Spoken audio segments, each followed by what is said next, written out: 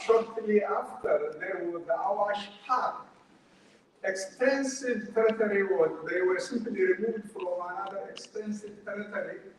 In the process, the Karayu really lost extensive land.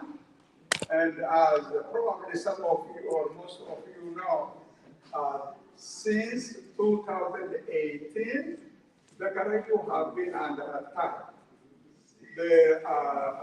The cause of the attack is the Karayu land. Amara farmers really want to take over the Karayu land. This is something which is absolutely true. And if I may just say, around 1950s, 1960s, the Karayu population were estimated to be around 200 to 250,000. Today, the Karayu population are estimated to be about 100,000, 130,000. Human population always increase.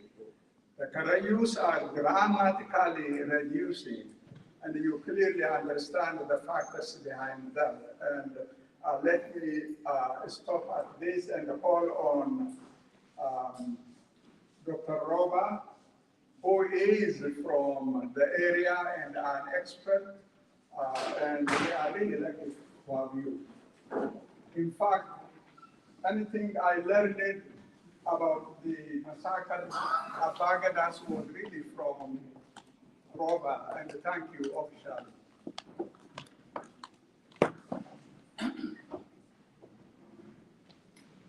Before I go to my presentation, let me introduce myself first. My name is Roba, for those of you who don't know me. My name is Roba Bulga. I'm the Karayu, and very few privileged who managed to come out of that community and got the chance to be able to go to school, and today I'm here with you. And for your surprise, when I started the school in 1996, it was because of the worry as the communication needed. One, or I guess we did not be able to. So I went to that school. I was the first one that started sitting under the acacia tree in the Karayu land, and then went to that school, and the rest is the story.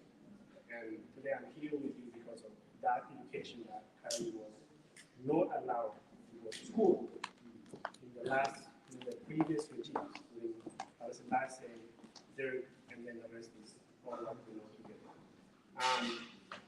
At the mid-annual conference of OSA, I did present the case of Karayu, but I don't repeat the same thing. I will repeat differently. But I've shown a video on that presentation, and there were some technical issues. I would like to show you that video again, which is very important, that allows you to understand who are the Karayus and how they have been, and then what they looks like today. So I think it's very important to watch that video again. It's 5 minutes, bear with me, and then I will be summarizing everything in 5 minutes for you for what is the Karayu today.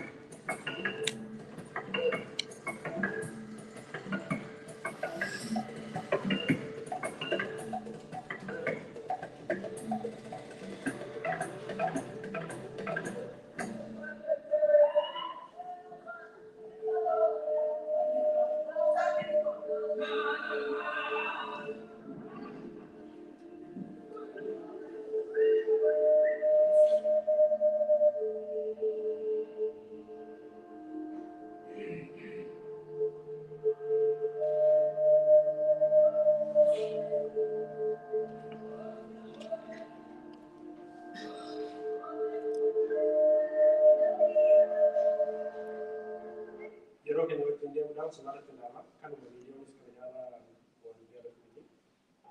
So that's the video that I tried to show and there was no voiceover by. Now let's let me go to my presentation.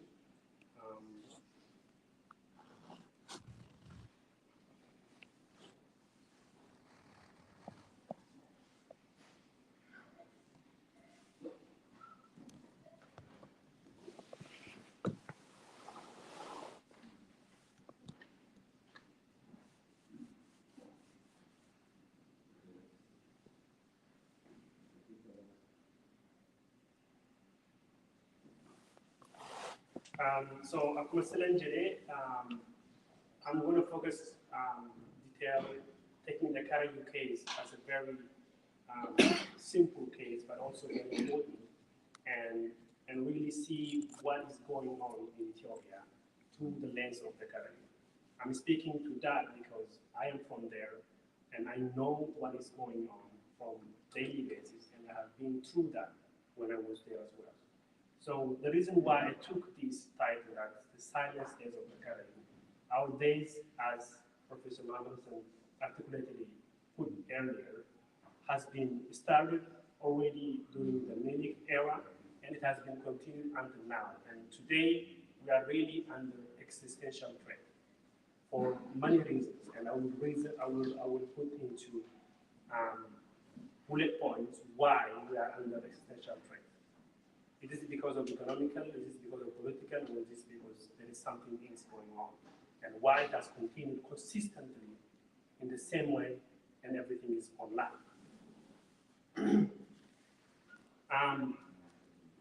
I need to show this map, not for all of us here, but I need to show why that corridor of the Awash Valley is important to the Ethiopian people, for that sake, for the Abyssinian people.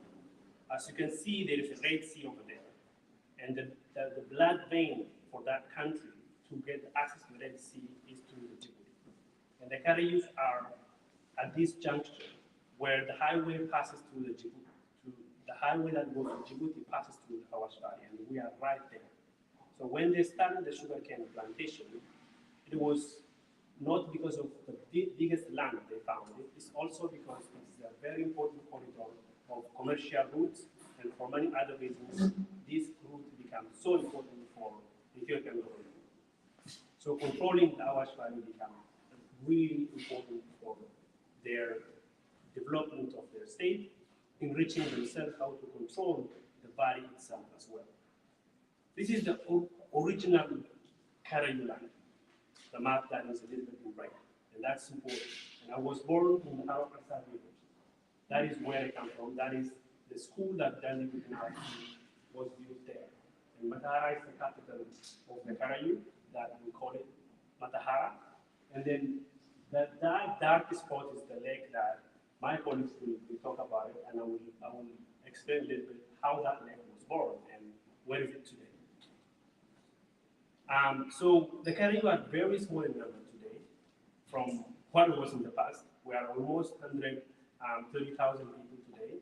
And on top of that, there are layers of problems, which is climate situation is over there, desertification is hitting us, and also the conflict that is from the government itself and also the neighboring Amara extremists is there. That from all directions, all these problems are on the Karayu from time to time. It becomes exacerbating itself.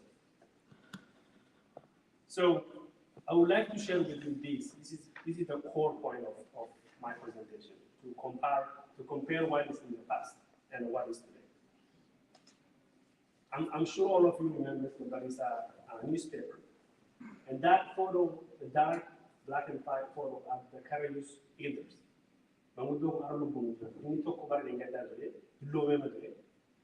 These elders has predicted during that time exactly what would happen today.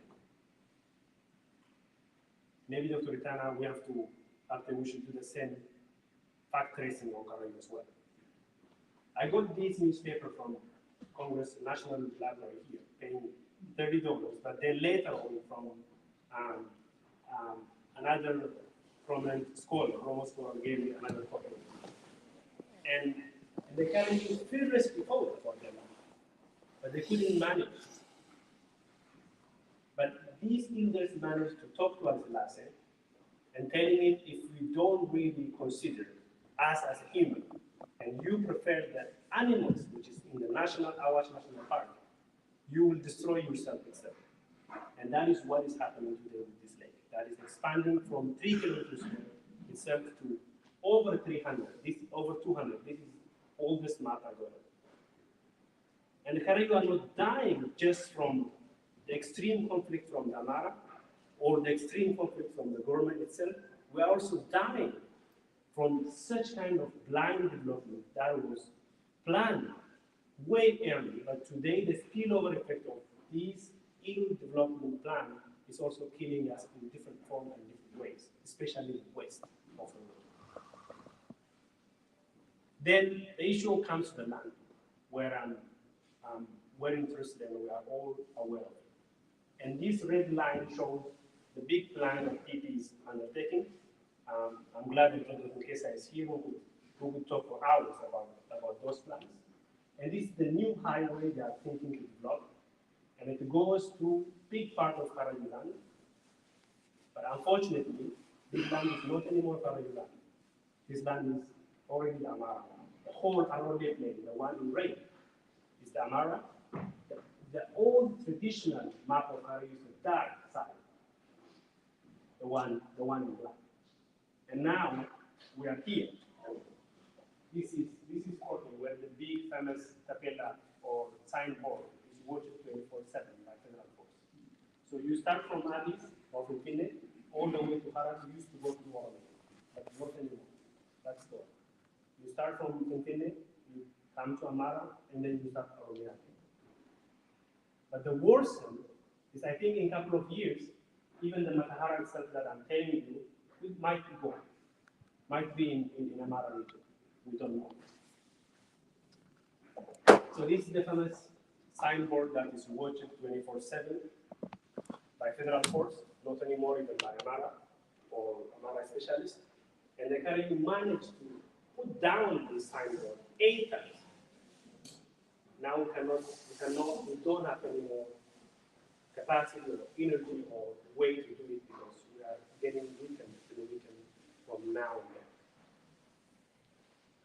So this is the school that I went. This is the school that brought me here today. If I couldn't go to this school, I wouldn't be here speaking this language or be able to be here use the technology. Today, this school looks like this.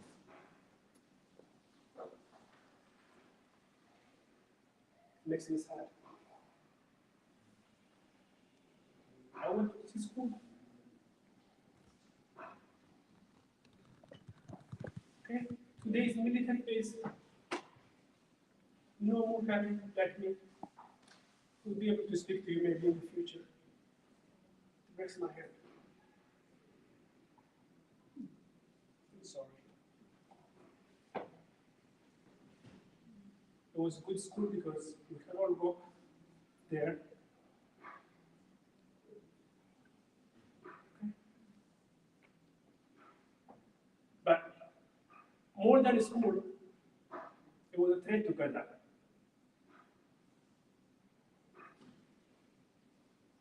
Okay? That gather that we all praise, we all live them, we all proud of it, is under extreme attack from all angles.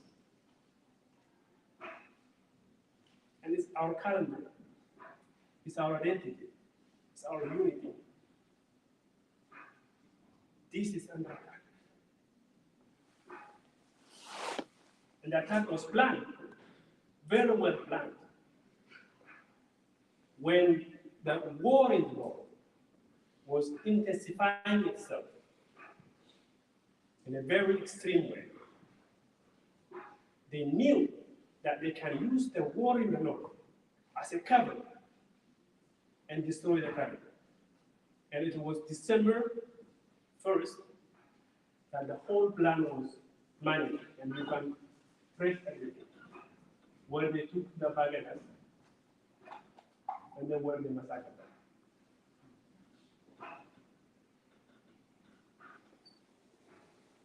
And here we go. These are my uncles. These are my cousins.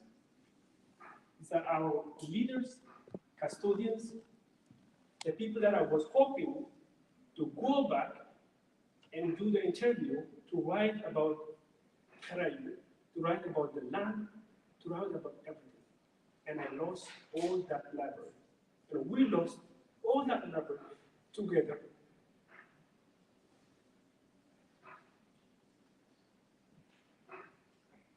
And I would like to bring your attention to this guy.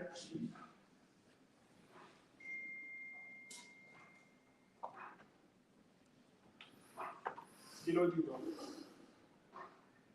who was fearlessly known in Canada.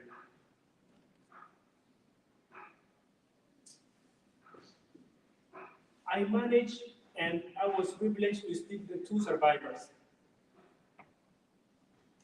And they both told me what he said to them when they were taken to the death row.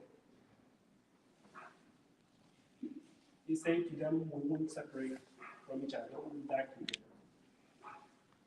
Because the late former Abagadat, he was very young. He was the person that I grew up with. And they discussed among each other to let him go, creating something that would allow him to go, not to die. And this guy said, they took us together, we're going to die together. We're going to separate. And that reminds me of what happened to the Oromia leaders. And the rest is the story. I don't want to take your time. So everybody was put in one mass grave. And that is where we are today. So it's extreme, and we are under existential threat. And from here, I would like to say only few things. So currently today, we are, as I say, we are under existential threat. And all of you here, I would like to call upon you to fight as much as you can. We are all in the same problem. We are all in the same challenge. And the loss of the Bagada of Karayu is the loss of the Bagada of all Oromo. But something that good news I will tell with you, Gada Nila. Warung Gada, Michille of Olomane, Gada Wale Tujara, Gada Belmani Tujara, Gada Nila. Garu Homan Injury, Gada Nestle. You are putting injury, Gada Nestle. You are Family, Gada Nestle. Kana, Woman Kenya Rako the Bukestra, Rako Sumuba Kunda, Rako Kana, Bakad Internet, Accompanied in Barbada, Orangela, Fada.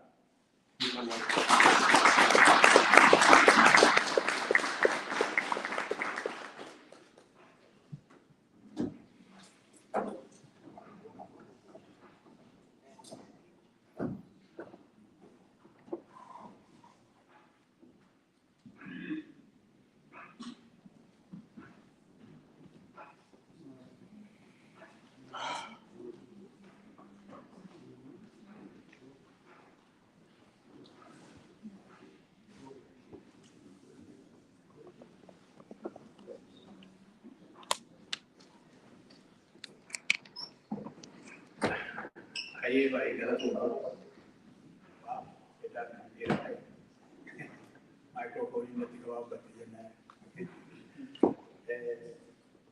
I think that kind of order Chimas has been said that if you are different to me, if you are as much carried away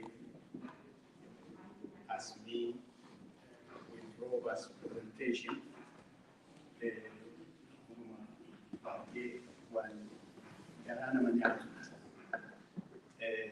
I think Dr. Mohammed said clearly, Karayun Marquez and Imagine. There is one thing, very clear. Ethiopian Yarohunda, the fittest and the capable target go to Jerusalem as a rhetoric. And even as a people, yes, it happens to those capable and strong. Karayu is the home of the Gada. Karayu is a strong region to preserve our culture. Kanabales would have one in Tarim Jew. Kari Anihara Sinchala, Udake Sinchala, why Karayu would have him movement, or it's not really to educate you. There are more. I think what we have heard should move us into the job to establish a kind of advocacy group that will stand to protect Kanayu. I have asked Robert to organize this thing, and maybe Canada team should have. I would be very happy and be, part of it to play my role in my expertise area. I need to be sure Matanko Odi will move a change, and I chose to speak politically. Mali Rakani Gahai Yagitu. Sanadu one regular day, Karayu, the home of, Hori Dak and Kabu, Lafasa and Kunus, Biya and Nani, and then Arabella Haja. That is what moved me, in addition to let you know, Mal to Kanavide, Karayurati, Bale, Kasiaka, Kandenda. And then what should be done to resolve Karayu's plight in terms of food insecurity? In doing so, just some backgrounds. The Karayu land, Ethiopia's Karayu land grab food insecurity in Karayu, and then potential solutions is needed.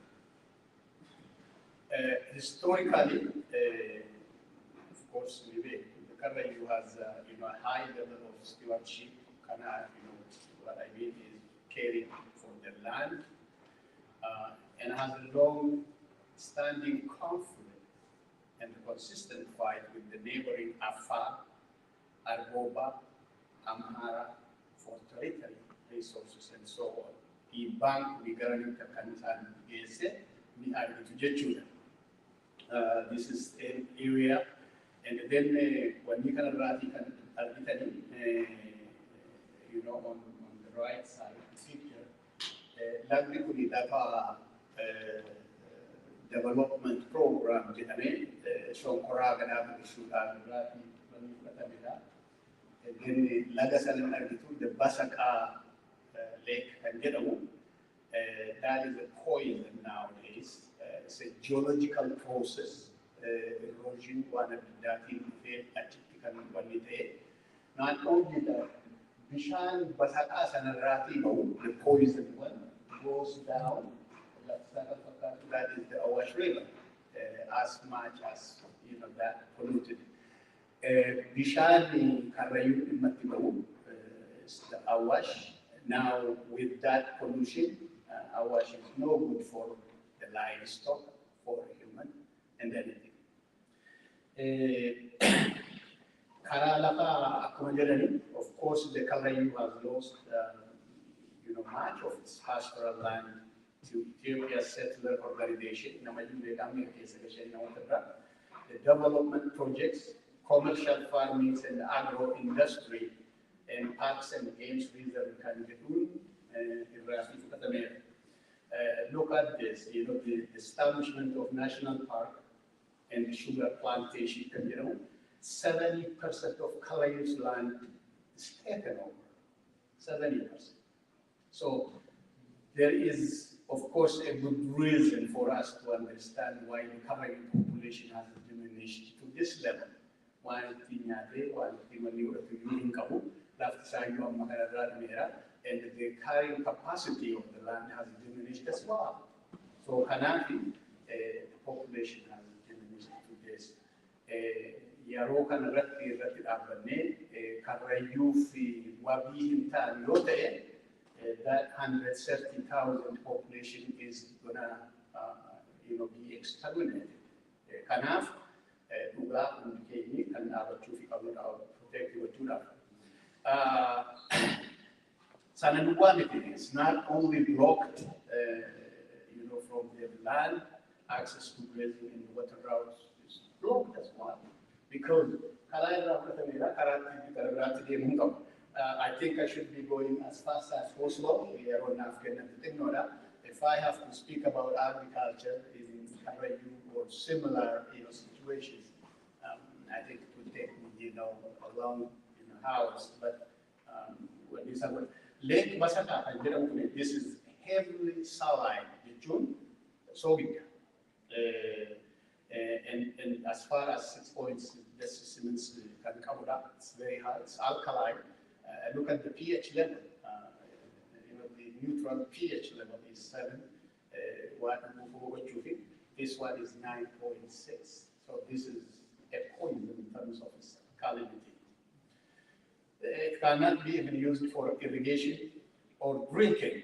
And then, of course, by virtue of that, you know, territory when this getting awash, because there is unregulated flow from this contaminated area to Awash River in Nunju. Kana Vitalito, you know, agriculture in the region has faced multiple and complex challenges, including drought, ecological degradation, because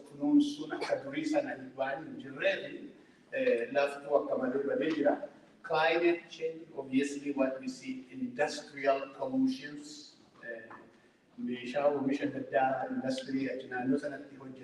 however, unregulated and untreated water goes into Karayu territories and so on. So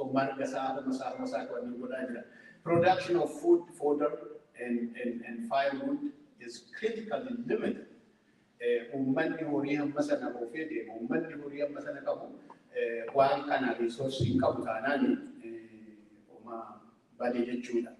Agricultural products, fertilizer and pesticides, in addition to that, and then Kunu, Malware, it has affected the aquatic ecosystem.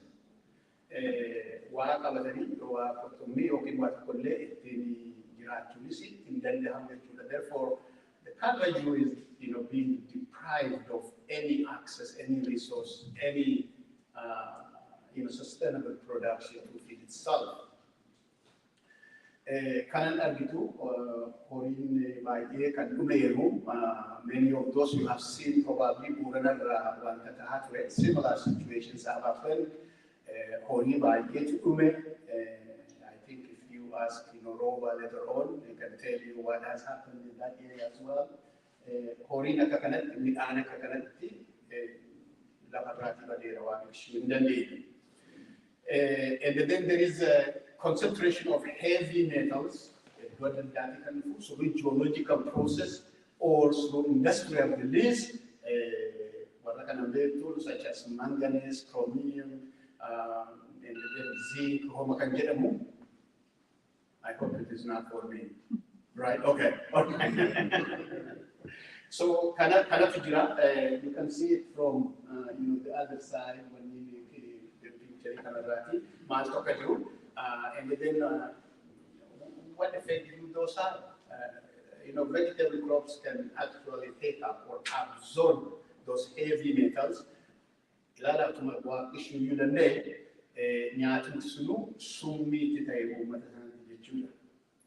is very tough.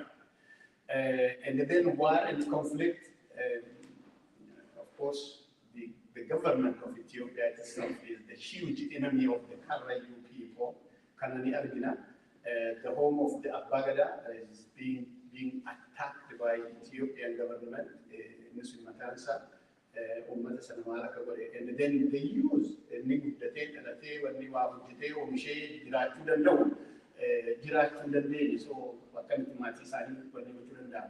and then of course the chronic health conditions or lack of access to health care,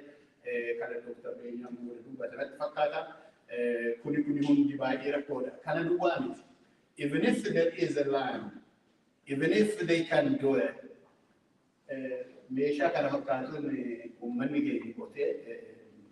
I thought organic demi shamoda biyaga one however, it too rapports manif bosonu one injury, even one indicana hojjetani in common, Barzafi, Michirale, Dingita Jiratu, and then this is happening in areas to Twitchuna. So, what or so Kada Ilaludani Karrayyuu is self-sufficient town and therefore it is under food insecurity. What do we mean by food insecurity?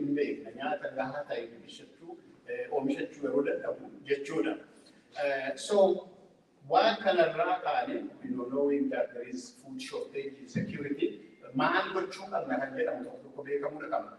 number one is reducing the gap, knowledge.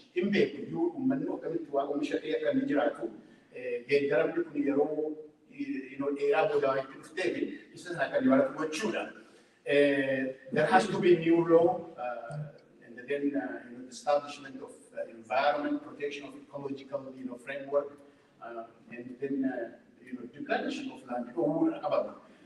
Increase community awareness of educating, development, health, and so on. I'm sorry, I have to rush because Professor Nangati is we have to solve the underlying poverty, unemployment. Another thing that we have to learn and do is maybe some kind of agro-pastoralism. This is a situation of called agroforestry, and then maybe that would avoid from slash and burn,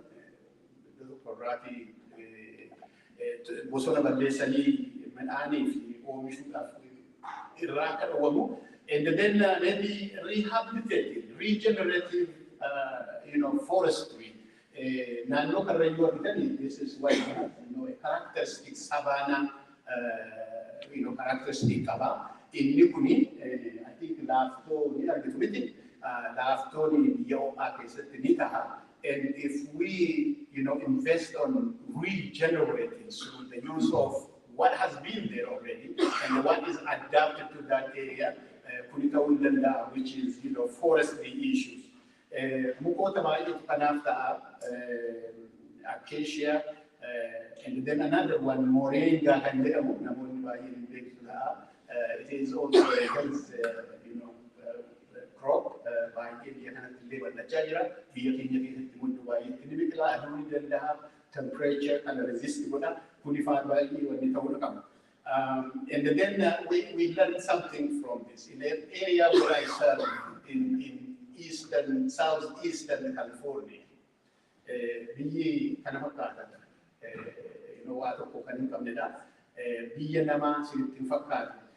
However, through the use of the Colorado River, this is what is called the Old American Canal. Isa kanaan gochuudhaani, they have changed the place to look like this. A country or a region that is actually a global feed, not only California, not only the nation. Imperial County, it is a global supply of food. So, Kuni Colorado River, and I think we can learn. Bishaan biyya keenya jiru, Karrayyuu keessa deemu, I think we should be able to build some extent. And I think if we learn or teach, our people how to do cattle care instead of driving cattle over a long period of time, this is also another situation that I got from the Imperial County, forage crops or hay and jedhamu, I think they can feed rather than driving cattle for a long, distance. It's a duality, hay can come from another, productive areas, and then, Oromia Karrayyuu ittiin dhimma bahu gochuudhaaf hin danda'ama jechuudha. Because kannuti imperiality godhu, it goes to Japan, China, the Middle East, and everywhere. Isaan kun hundi asiitii fudhatanii horii kan ittiin guddisan. So why not? And then maybe harvesting rainwater, roobni roobu jechuun itti Karrayyuu keessa ni rooba sana garuu akkaataa itti wanni godhu, maybe a kind of pond, and then maybe conserving. I think there are many still, but I think some of them are drying up. And then akamitti, biyya drought keessatti waa biqilchuu danda'ama kan jedhullee barsiisuu dandeenya. There are, climate resilient type of crops that are adapted to arid regions. I think that would be one of those areas that we can recommend to protect or to save food production in Karrayyuu area, which is the same like arid region. Sustainable agriculture and for food security, maybe this type of a cropping system, one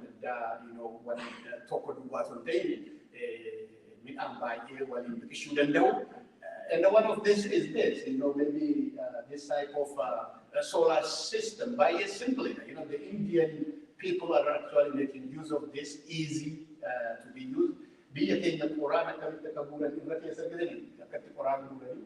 then this is what, on top of what they are using. Now, if we do this, which is possible, we could actually protect the ecology and at the same time, provide support to the people. Combat desertification, restore degraded lands, implement food and nutrition education program. This is what is called, I think maybe in here, EFN program, which is, expanded nutrition and education program.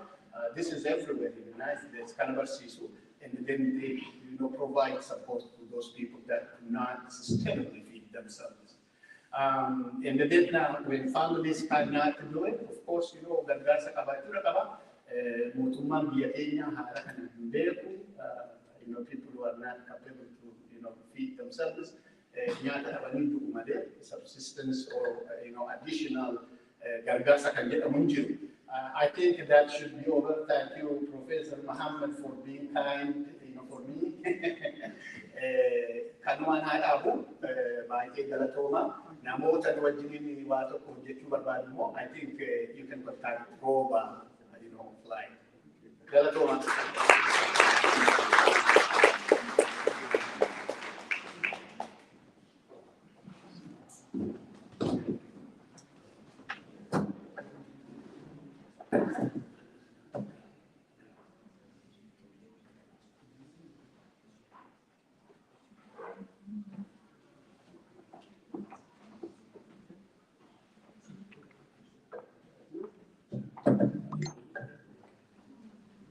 Our next presenters, we said last video recorded, you know, to attend.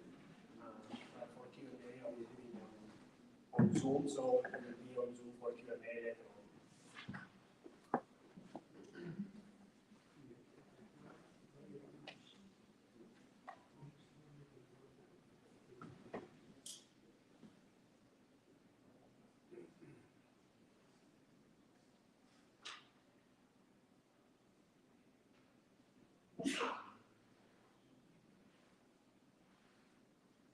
Hello everyone, how's everybody doing there in DC? I hope everyone is having a good time there. Thank you very much for the opportunity to speak at the OSA conference this year, the 2023 OSA conference. My name is Garano Amenu, and I'm from Los Angeles, California. I'll be speaking on anthropogenic water pollution in the Washa River Basin and its impacts in the Caribbean. Just to start with, anthropogenic means it's a pollution that is generated by humans, so it's a human-made or man-made. So man-made water pollution in the Wash Basin is an environmental injustice imposed on the Oromia others that live in the basin. It's an injustice because it could have been controlled. It's because human-made. So the goal of this presentation is to briefly highlight the scale of the problem and bring awareness with a special focus to the Caribbean area. So it's not going to be an exhaustive presentation, of course, in the interest of time. It's going to be just an overview or a brief highlight of the situation. We're largely focusing on the Caribbean, so it's very important to understand the water source of the Caribbean. As my colleagues have showed earlier, this is the Fantale district where the Caribbean Oromo live. And there are primarily four major sources of water in this area. The Awash River, which passes through the Caribbean district. There is a Lake Pasaga, it's a major lake in the district. And there are wells, groundwater wells that was done by non-governmental organizations such as the Gudina Tunsa Foundation, for example, and others. And of course, the Ecological could also do some small pond to capture rainwater and which they rely on during for some time in dry season. So primarily these are the sources, and so here we're focusing on how these waters have been impacted.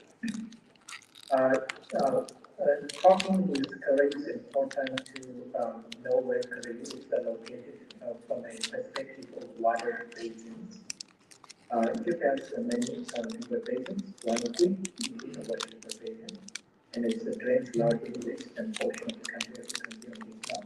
To expand that, in that basin, we have four regions of Ethiopia.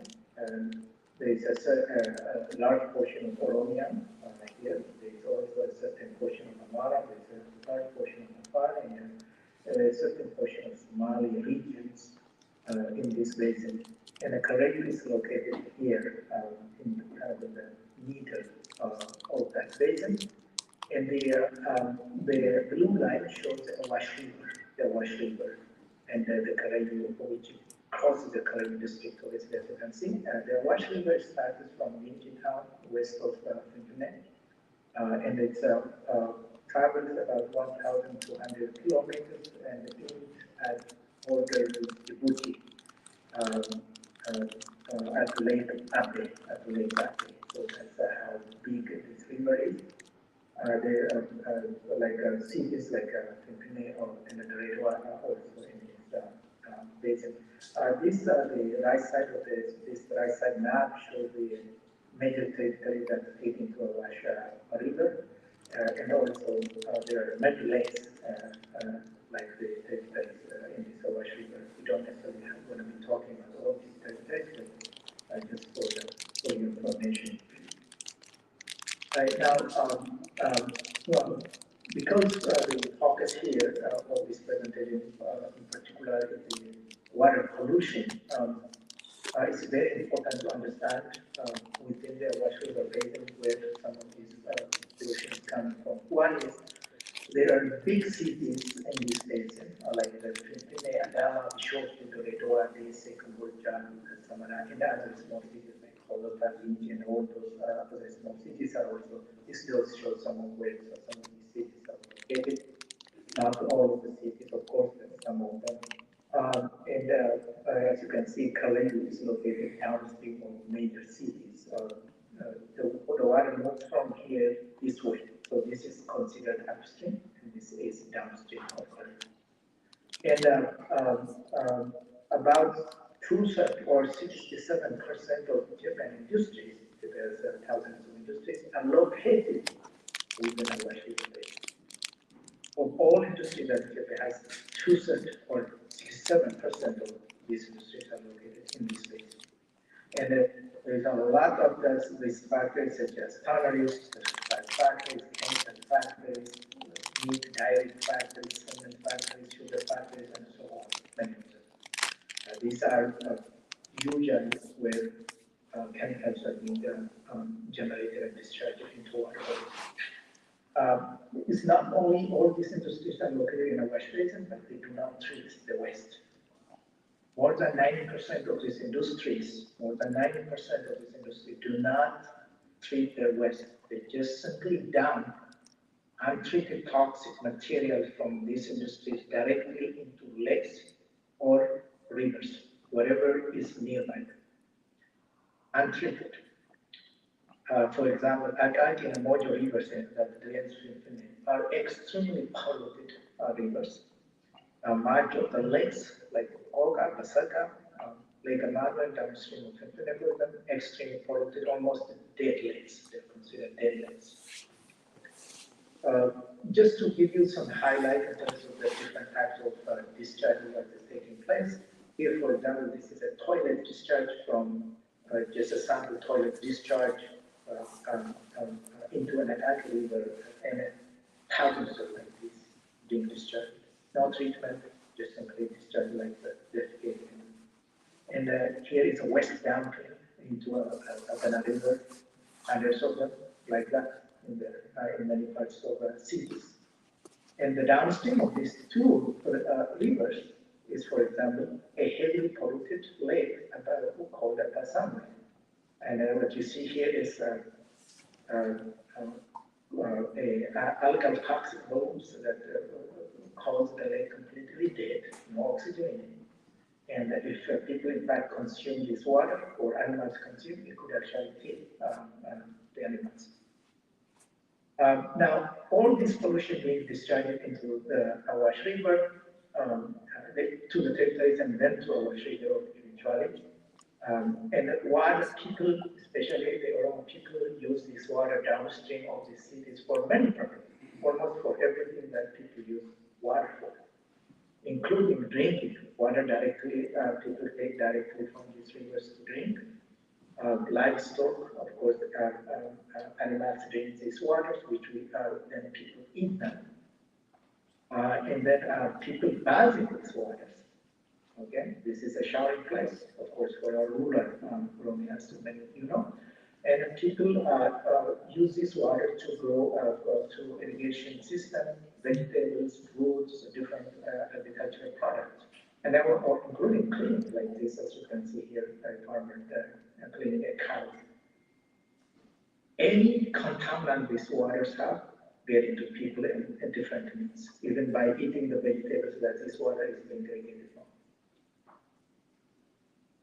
from. So the primary contaminants that we see, there's hundreds of contaminants, so this is the major contaminants and three classes that we see from existing data that is being discharged into these waters. One is the bacteria issue, E. coli, and it usually comes from the toilets and the untreated waste, the municipal waste from the cities and all those. And it's called cholera, typhoid, polio, hepatitis, like that. And then the most also very important is the second category, which is toxic chemicals, heavy metals, or pesticides, mercury, arsenic, very toxic chemicals, usually from industry, because the industry do not discharge this their water, commercial facilities, and they cause the impact is on people like kidney failure, immune system dysfunction, birth defect, cancer, and so forth. Birth defects, I think many of you, for example, saw what happened in the situation in Buchi, so of like a I think it's called, what happened on people. Similar situation can happen here because of the similar chemicals that are being discharged. The third category is what we call the biostimulants, phosphorus, nitrogen. These are generally come from fertilizers, human waste, and they cause lakes to completely die through what we call eutrophication or the growth of algal blooms. And many of the lakes in the Russian River Basin are fertilizers, which people rely on. As I mentioned earlier, I will not go into exhaustive display of the data, but there's hundreds of pollutants and industry that discharge chemicals. But as an example, I just took in Mojo River here, a small segment of Mojo River, where about 8 or 10 industries discharging into this river, untreated waste, completely untreated wastewater directly dumped into this river. If you take data, existing data shows that extremely exceeding standard that is established by the World Health Organization as something that is of safe for people. So, for example, ammonia, I took just two of the out of hundreds of contaminants, ammonia and chloramine. Ammonia, for example, the standard should not exceed 7 milligrams per liter per the World Health Organization. However, the discharge from this factory, it could reach 10 times or up to 10 times over. Similarly, from chromium, our look time, 1,000 times. The standard is 1, look up to 200 is being discharged. So extremely exceeding the standard what is considered to be safe for people. Anything beyond that is impact public health and also the animals that public also eat and indirectly impact it. Now, when I talked earlier about largely the Awash River Basin, especially after Awash, where a lot of the big cities and factories are located and where the sources are. That is one source when we focus on the Caribbean. That's one source. So the Awash River, when it comes to Caribbean, brings all those contaminants with it. But in addition to that, there is also another factory specific to Caribbean. That is the Madhara Sugar Factory, which is this hilling area. This is a sugar plantation area. As you know, a huge area has been taken from the Caribbean. The land of the Caribbean was taken for a sugar plantation. It was in the 1960s. This was established in the 1960s. Since the establishment of this factory, it completely changed the dynamics of water on the surface as well as underground in this area. Because of the irrigation system that is there, the chemicals and the waste products that is being discharged from the factories, because the processing of sugar generates a lot of waste product from there, which is dumped into the river. Not only that, it completely changes the water flow dynamics, the hydrologic balance of the area, including the groundwater. So this has happened over the last 60 years. So there is primarily two things that really happen. One is, as I mentioned, is a pollution issue. Water from the irrigation land into the White River, into the lake, and then also from the factory, waste product from the factory into the river, into the lake, and the nearby town also into the lake. Completely polluted water body in this area because of this factory. The factory, just like the other factories, has no treatment system. It's simply dumped into this river water. And I took just data, existing data, just to see, just for two primary pollutants here: oil and grease, and phosphate.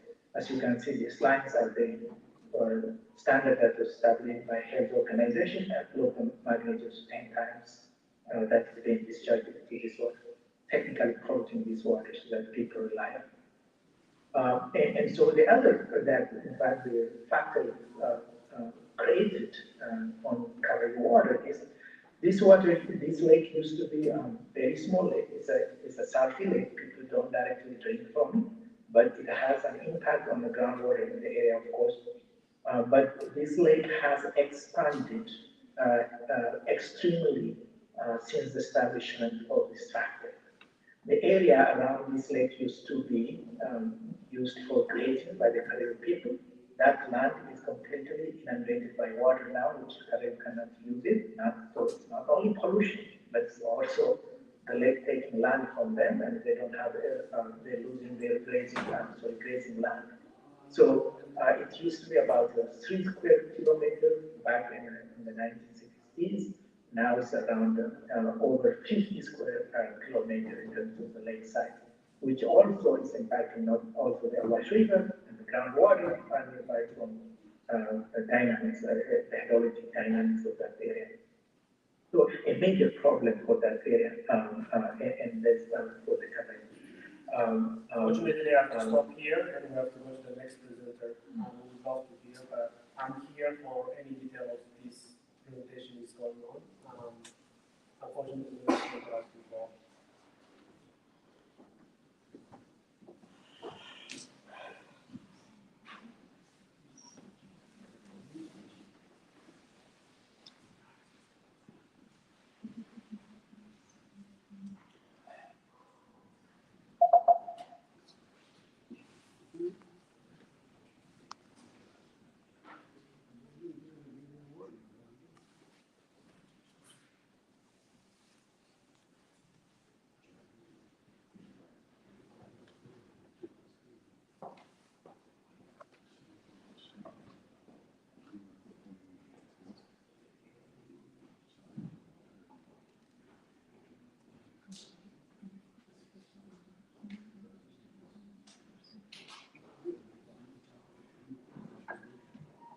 I'm Dr. Nagaki Sani, and I know my colleagues who spoke before me, they were focusing on what the Ethiopian social policy, Ethiopian government social policies has implicated to political conditions or social conditions among the Caribbeans.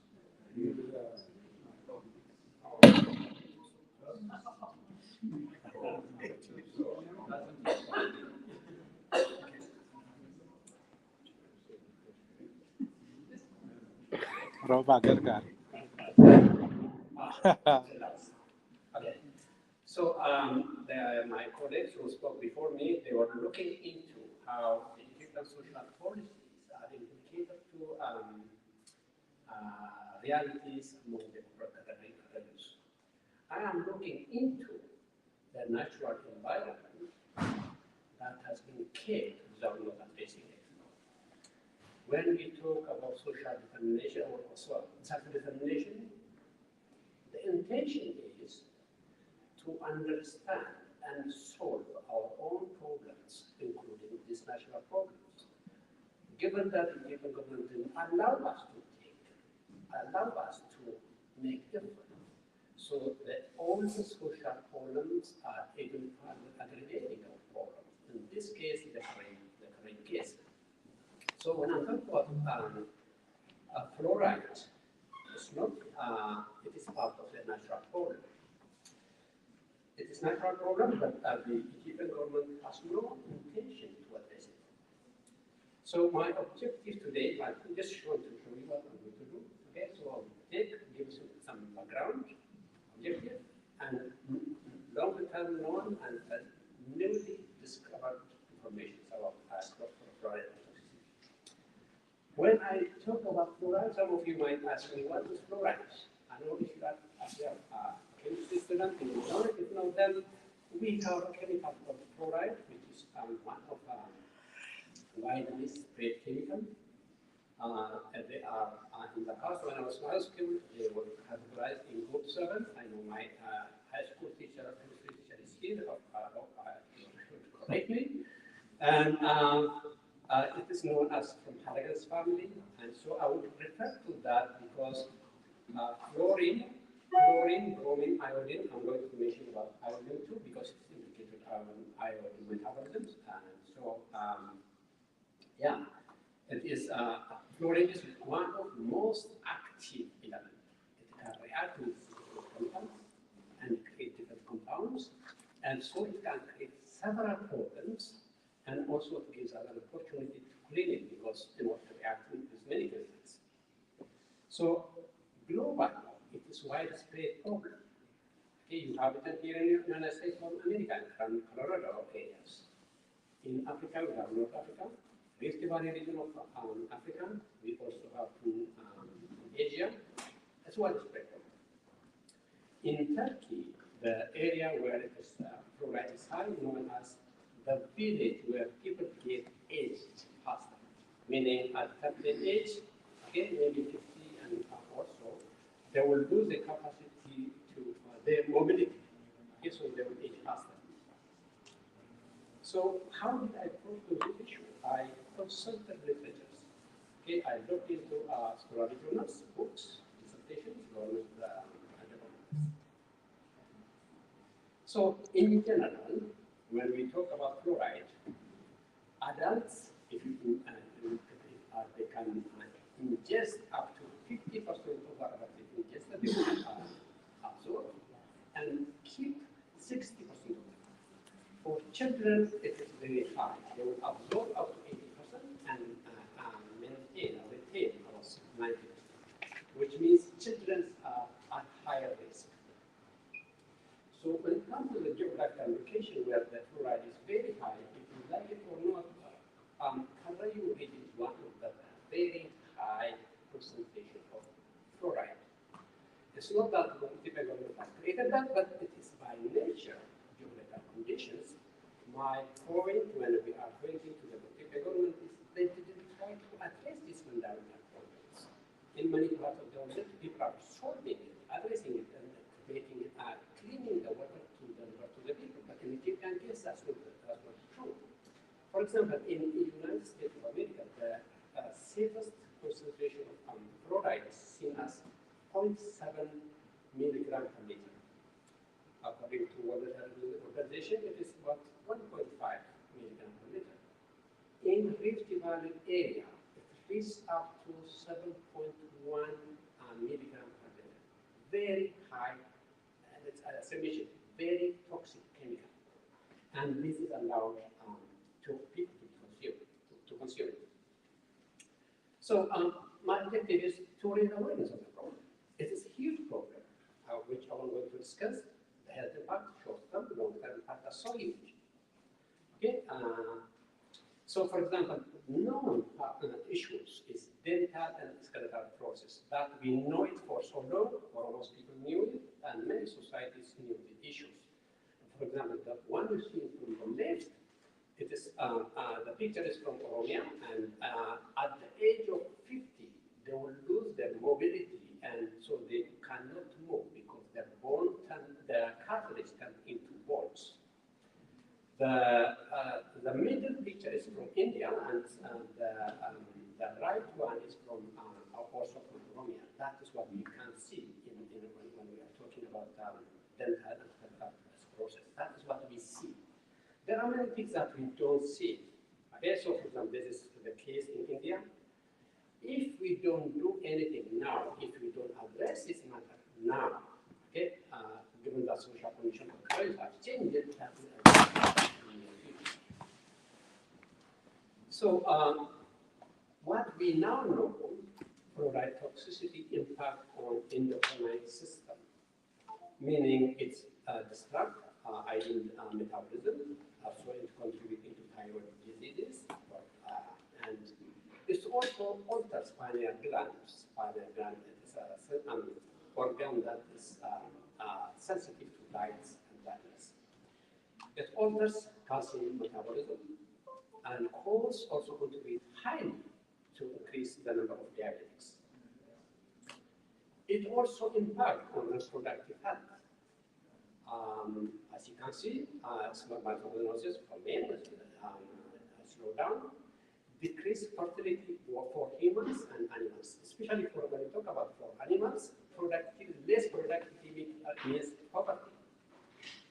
For girls, it might cause into early puberty age.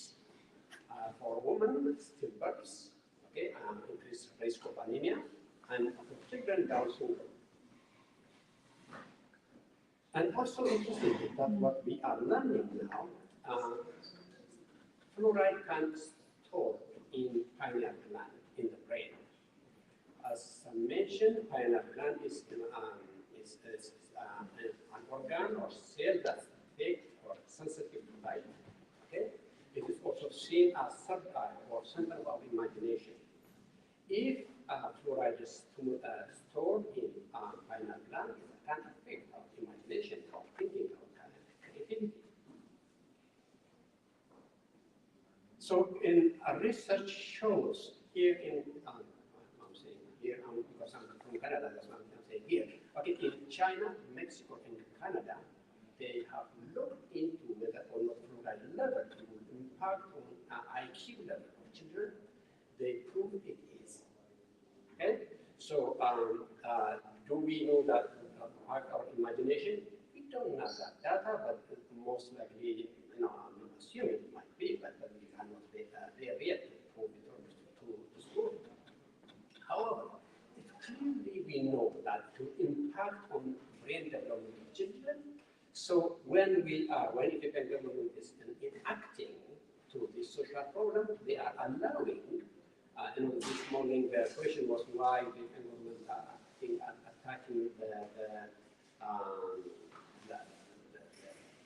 activists, okay? Because they don't want Oromos to develop their leadership. Who is the leaders? Who can see, who are visionaries. So for the African government, it is my bid for their interest and if the Oromos develop knowledgeable, thinker, actor, that's not the interest of the African government. Maybe that's why they are not reacting accordingly. So why it is relevant to, why I have to ask this question, why it is relevant to the country use?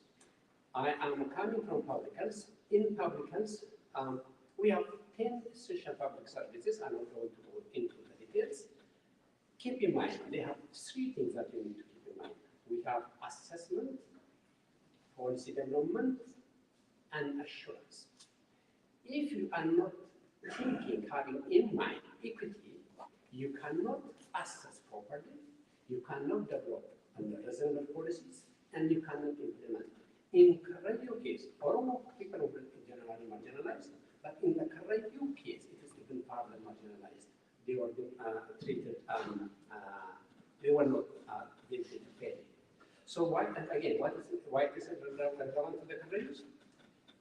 As mentioned, my colleagues mentioned before, they were denied access to fresh water. They took it away, our water. Okay. And also, they were conditioned to depend on groundwater. Groundwater usually very high in fluoride. Just for chemicals that my colleagues before me discussed. Okay, and that, and also in the past, the Karayu was pastoralized. They have been moving from one place to the other. One of the objectives of movement is to make sure that they will have access to clean water. Now they are conditioned to settle one place. One place means they will be depending on water that is very high in fluoride. Okay, and also in the past they were consuming enough milk and meat. Milk and meat happen to be has protective factor in terms of fluoride, especially milk, rich in calcium. Calcium can absorb fluoride and the toxicity. So also storage. The way they have been collecting water in the past, they were collecting and storing it in traditional clay jar, which were Now that is discouraged and they are using plastic containers. So that will contribute to the condition. So, in general, health impact includes dental and central sclerosis at the age of 50. I'm over 50. So at my age, people will not have an ability to move around. They cannot be producers. They cannot be dependent. They will not reach to poverty level. It affects reproductive health, increased destruction of several endocrine systems. Okay, so it will impact on brain development. Okay, so food, of course, also food insecurity. So my recommendation is, I have 5 recommendations. In Oromo case, justice, peace, and health are intertwined. The government need to respect, protect, fulfill the right of people. Okay, so when we say the right of people to self-determination, it is to say that we need to understand, we need to research, we need to find our own problems, solution to our problems. So we need to have that exercise. We need to have that right is respected. So in the current case, if their right is respected, they would have used the resources that the Matara is producing, again, Matara factory is sugar factory is producing, to solve their own problem. Instead, that industry worked against them. That is when the issue of right of people to self-determination come into play. So, Kalatuma.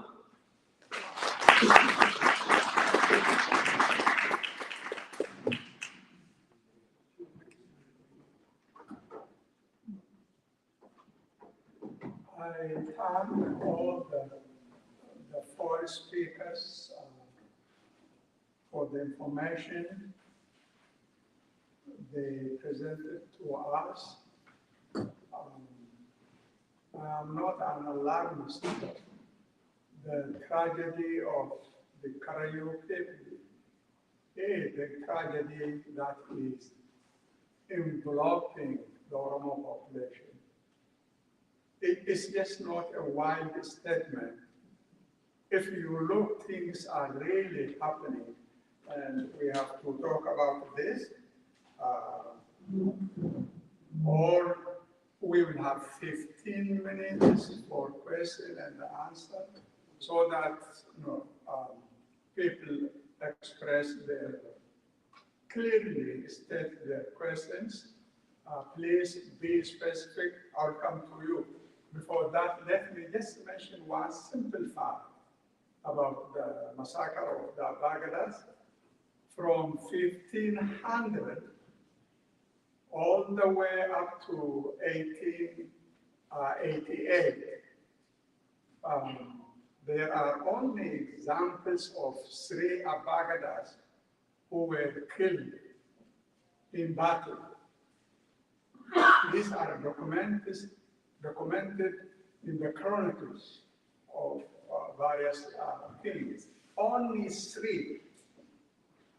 In a matter of 2 weeks, 15 Abagadas were massacred in December 2021. Basically, during the first week of December.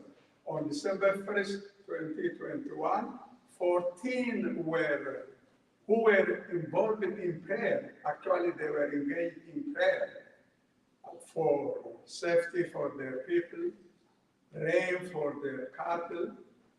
They were all ridden with bullets by the government soldiers. The purpose behind that is very clear. Definitely Roma expressed it. They really wanted to destroy the only institution, the institution that has survived for more than 5 centuries, which is documented. It may have survived even another 500 years previously. They wanted to destroy that institution that held the Oromo society together for a long period. If you travel anywhere in Oromia, among the Oromo, whether they are Muslims, Christians, believers in traditional religion, if you discuss anything the book that was published in 1984, it is Oromo religion, and it is centered in the Christian areas. Underneath that discussion, if you read that book, you clearly see ideas of God. Anywhere where you travel, it is that institution that is targeted for destruction. Once you destroy that institution, the key institution that held the Oromo society together for so many will be eliminated. The next target they have already started is the language. Essentially, the goal is just to eliminate that the institutions that held the Oromo together as one people. And let me stop there, and please raise your questions, and kindly, please be specific when you raise the questions. And Dr. Garamo, who is online, is also available if you raise questions for him.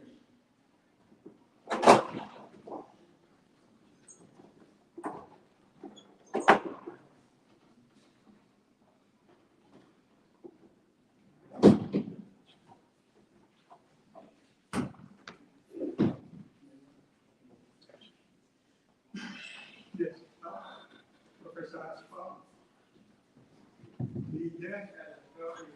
Yes, Obataya, and then Bakal. I'm proposing a specific action. I hope Proba will jump on this, and of course we will help. About 10 years ago, some of you remember, a tannery in Finland, Peter was discharging. Tanneries are notorious in producing waste, and they inject heavy metals. Heavy metal itself, it will lead harm, very bad, very toxic. And about 10 years ago, a number of us wrote a petition threatening Peter that will sue, because it's a British company, and will take it to court unless it stops discharging wastewater to the river. And they countered us back, telling us that they will sue us. But that was a bluff. And they immediately asked for the ISO 14001 company standard that they don't discharge and pollute drinking water. And they took that and they passed, meaning they installed wastewater treatment plant on site. And so they cleaned their wastewater. There are 4 primaries on the Mojo River. Let's do this.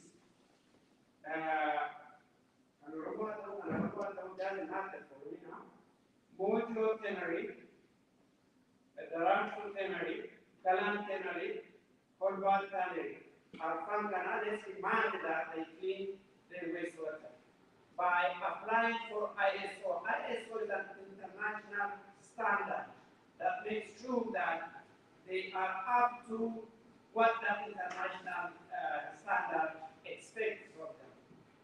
That's my simple and action presentation that OSA can do. The next OSA president can write such a letter, we are willing to draft and submit this to these companies. Why will they implement? Because they are export oriented and they will lose the international market. Peter exports to NIC or something as so they don't want this to be heard by the corporate owners. So I think they will be hard pressed to implement these things to ignore our appeal. And then the Ethio-Japan textile companies and other notorious waste production. So we will do the same thing. In fact, the name Japan being there, I think they will be, they already have 40,000 one, in which case they shouldn't really appear here, meaning they are not polluted. But if they don't, we will demand that they also apply for ISO and prove to us that they don't pollute the water. These are my suggestions. Actionable, the next also president can take it. But for specific suggestions, Dr. Roma, I hope you will coordinate with, we don't need to create another organization. There is ODF, Dr. Walfa, Dr. Buluma, these are active in things like this. Let them take this and bring it to us and let us cooperate. You team are one goal. That's what we again can do. What do you think? Thank you. Thank you.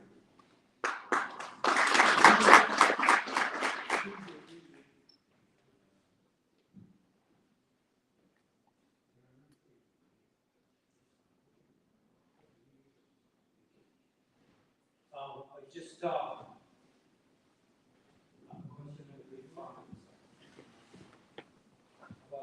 the geology of this lake Pasaka. When I was a kid, I and my dad used to go hunting at this place called Bofa.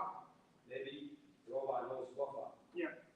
And there were no lakes then. This lake wasn't there. 2015, I went back to Japan and I was there on this huge lake. Does anybody know the geology of this lake? Where does the salt water come from? Perhaps the person who's in California will be able to respond. And just a brief comment, you know, the tragedy of the Peru people started with the tragedy of the Gila people when they dammed Lake Boca and removed all the Gila people from Lake Boca in the 1950s. So it's a continuous process of resilience, get rid of all these parts of our societies. So one has to just point that out. And so I went to Peter. That's far. Sorry. I went to Peter's factory with my cousin, and then the beat us up, and then they shut us. It's just outside of Mosul, you know. And from there, we just didn't want to go back. Thank you. Thank you. And Batalion and the big. So while you're passing the mic, I can say viewing how the lake has expanded and a little bit of expansion. So another lake is on the middle. Kalangu, you'll never get another day. Your own Jolene was a very small lake. There was 8 hot springs that comes from the Mount Fantale that goes to the lake. And then during the rainy season, you know what the same water that flows to this valley evaporates during the dry season. So naturally, the lake balances itself. This lake never diminishes, never comes up. So the whole valley was a beautiful park. Kagali Nekiachi, Chapenyat, Kafardichol, Arafardinju, for the worry, anthrax introduced from the Canada Basin. So it was the lake that never goes up, doesn't diminish itself, remains 3 kilometers square. Within less than a century, it became this much big, because the whole dumping system from the sugarcane factory goes to the valley because it was used as a dumping site. And it's expanding. Today, it's even threatening the sugarcane factory itself that the government depends on. But you don't believe me, from this factory, the government is making $58 million net profit every year. And this goes to national treasury. By destroying the environment, at the cost of the environment, they are getting that. So the lake improves itself. So the geological morphology of the area is this is tectonic area, volcano. So there are cracks in this underground. Arabishanku, Lafa Argate, Krakula Argesu Argate. These lines are boreholes, Akasela Dr. Garamond Sana. those boreholes are also polluted. Karayunarra waan jiru hin beeku. Akka wanni hojjeessu ijaan agarraa jirra, wanti keessa argaa jirtu. Ijaan immoo dhalli ka fayyaa dhalbuun hedduutu jaalu. So we are dying in different ways, in different forms. Kana wanti undertake keessa jirra wanti jedhu kanaaf malee waan biraati. So the morphology and the whole geological part of this lake is this.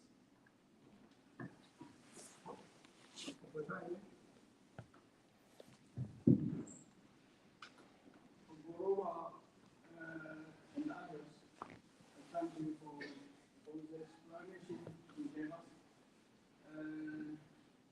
Roba, I share your feeling when you spoke.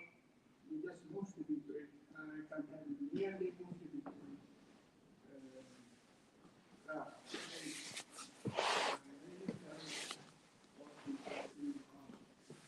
The tragedy of many people have started, as some of you pointed out, more than 60 years when the factory was started there, it started doing a clearance ruling by the terrorists identified and Mukasila.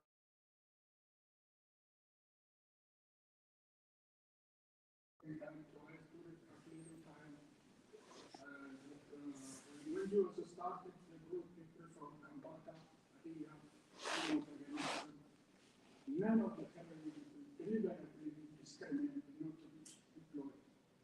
I have put 7 points to OM in 2 years when the 14 terrorist organizers massacre. I don't know what happened to it. The only thing I want to say, some of you have said that you are thinking to appeal to the government. I really, you guys, I'm so tired, very sick. Your own intellectuals, your own professors, politicians, activists, of 2 cursing words. That is negotiation, Yasuma, Asa, his settlement. The second word is Gavi. Gavi. Dr. Marais always used Gavi to one Finfinne, Afan Finfinne case, Afan Federal, Afan Oromia, Katu, Lamda Kanidamni, Kunyakantani, Gavi. You are empowering those people. You are giving them more power.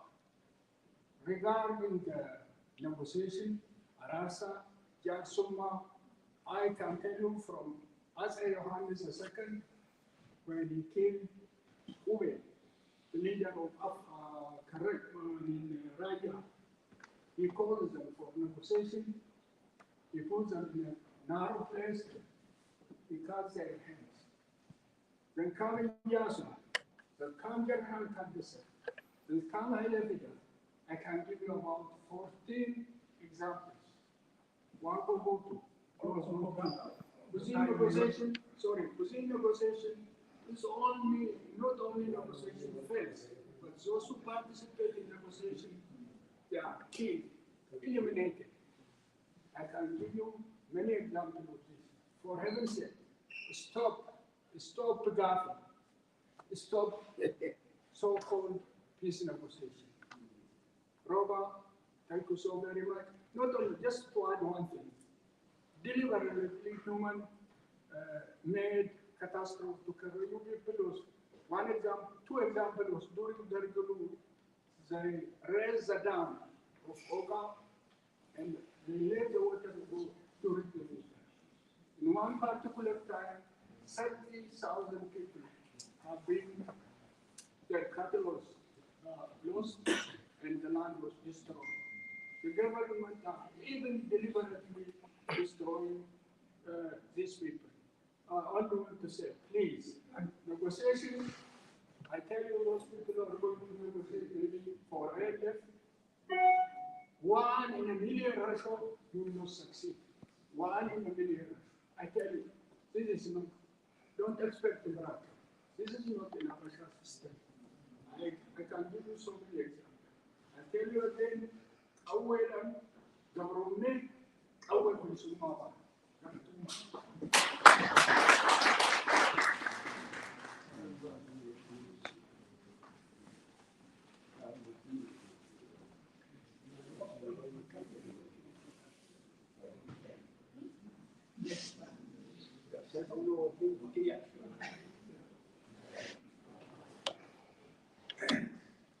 Tole, fayyada.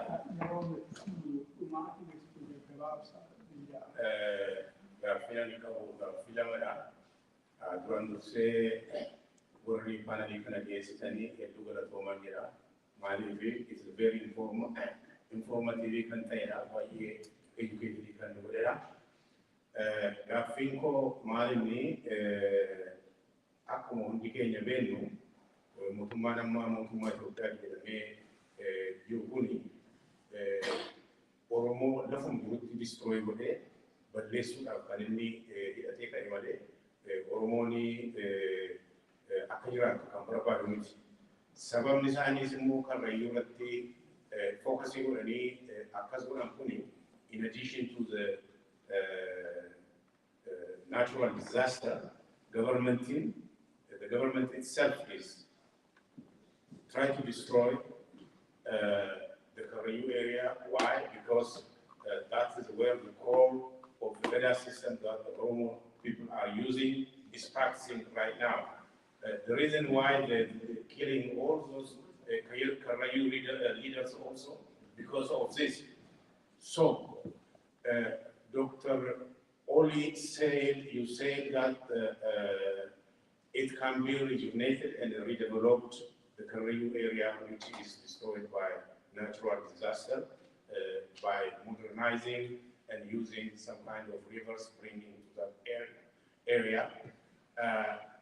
Do you think this can be done before securing Oromia itself? Because as we know, there is no security in that area. The government itself is trying to destroy. How can we secure and bring that kind of development in that area before securing Oromia in general itself? Because if we secure Oromia, we know it is the Oromo government can do whatever they want to do in any area which is affected. That is one of my questions. My second question is go to Dr. Benya. Thank you for bringing back how fluoride, toxic fluoride is affecting our people. What you said is especially the fluoride, the toxic fluoride is concentrated in Karrayu area, most of the places. And this fluoride most probably it can be through soil, through food, through air, for so many things it can get into human consumption, and then it can affect that. So how do you think our people can aware of that and then can protect them? Is that by using the food they consume from this kind of thing to avoid fluoride, to live in healthy, and then what can you suggest how the people can protect this fluoride toxic? Thank you. My question is short. Thank you all for your informative presentations. I learned so much, and I hope that we can disseminate this information more widely. My question is, how can we work with a government that is systematically working against Oromo and Karrayu people and the broader Ethiopian people in general, because I imagine this is impacting everybody too, while also fighting for our rights as Oromo people?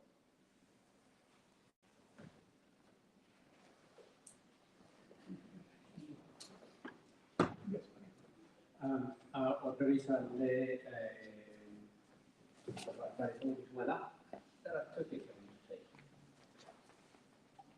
The key question is, see, when we talk about self-determination, in my mind, we have 5 things in mind. One, we want to decide on our social affairs. Second, we want to decide on our political affairs. Third, we want to control our resources, economy. Fourth, it is about culture. And fifth, about our spirituality. If we control all those, we have control on those factors, we can better understand our problem and better find solutions. Unless we have those right perspective, we cannot do much. Having said that, the issue of fluoride toxicity, yes, there is a solution. This solution cannot be, it's not easy to make as individuals, as small group. That is where failure of ethical state comes clearly. States are supposed to, states have obligation to create conditions, such as creating or providing safe, clean water to the public. If they cannot do that, they are, of course, they are illegitimate.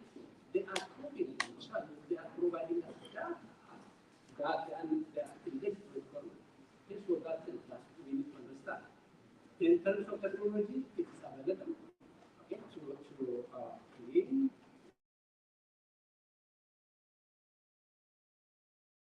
If you pass that water with chalk, okay, even if you pass it through wounds, you can significantly reduce the concentration of fluoride.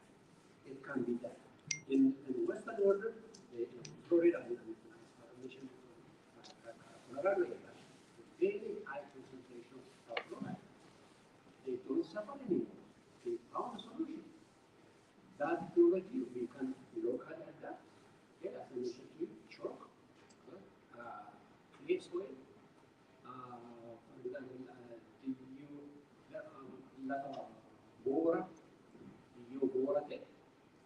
Bora is creating calcium, it can absorb many of our fluoride, it can be solution. But you can only study with like affirmations. I will pass to I think over thinking can back the one of man and attack and of cars with Jimmy, man with Jimmy, a two and the one with the move of Bank. In Uganda, Finish cannot get away animals to Bilisan was and Jerusalem. Uga Motuma, apparently, Dina or Moba Kaunda, who say the Satikan, Uga, Bilisan and Abundation, Warana Ukabate, Sana, Dina, and Opera for a student agent.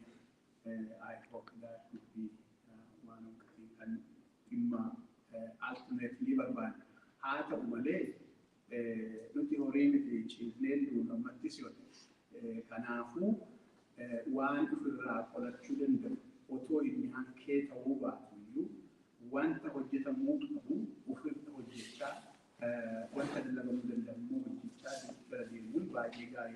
That is why we say in a kind of advocacy group, can eat babu umata sana son. I think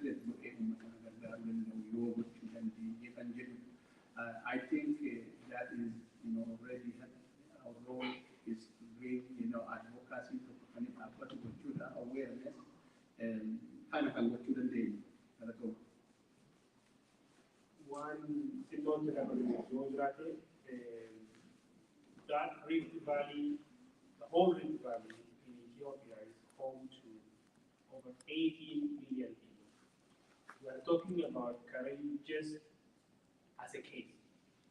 So the whole, first of all, Awash River is the most utilized river in the country. Almost 98% of the water is used in different ways, in different forms. Rift Valley can a case in Namma and Awash. Then the Chigas the Awash Buddha and Atawale, there are tributaries. So this thing is not about talking about Karayu or talking about blaming the government. It also is important to inform the government that they cannot do the business as usual. Exactly what Professor Asau said. One way is to name and shame, to correct those companies who charge and pollute. the river basin. The other form is to inform Ethiopian government. Haguma qabsootu haguma firraa balleessinu cifneen duunuu inform godhanii mootummaan sun poolisii environment qabu jijjiiruu qabu. Jijjiiruu baasee miidiyaan isa saddeet karrayyuu qofa miti Afaan keessa jira, Somaalee keessa jira, namni tokko keessa jira. So by virtue, the whole 18 million people are polluted because we are consuming these either vegetables, fruits, or any other consumer to consume. So I think the other part is to conform the policy, environmental policy of that community, and that's key.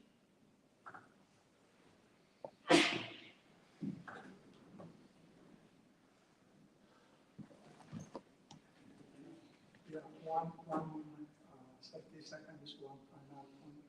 I would like to thank all four presenters really for this informative discussion. Someone, I think it was Dr. Agaramo, who mentioned about the Gile. In the 1940s, the Gile population were estimated to be about 200,000. With the establishment of the Popa Dam, and then the Popa Sugar Factory, they were removed from that area. And according to the book published by Markakas in 1986, the Gile population were reduced to 20 million, which means 90% was really gone. 20,000 From 200,000 to 20,000. In 1986, their population was estimated to be about 20,000. Why do I mention this? Modern development is especially without any plan, without any concern on the part of the government about its impact on the population, even without any studies. It had huge impact on the population. And I remember at least 4 governments, the Derg, people-dominated government, and this one have not seen any sign that they have any concern about really population. If they have concern, it is about spreading the culture of one dominant group. It is Amharic speakers who get the benefit of those jobs, just the factories, the industries. There may be few others there, but basically it is modern development is really not for benefiting the local population who are victimized. And I'm sorry for talking. Thank you.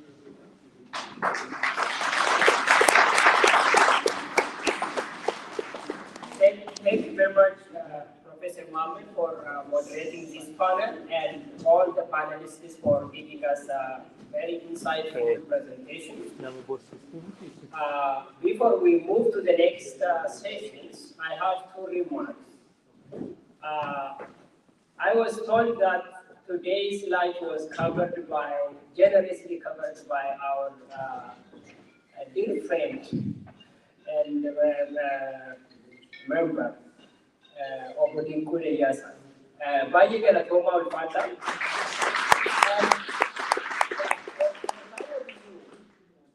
I had a special memory in that I should mention this.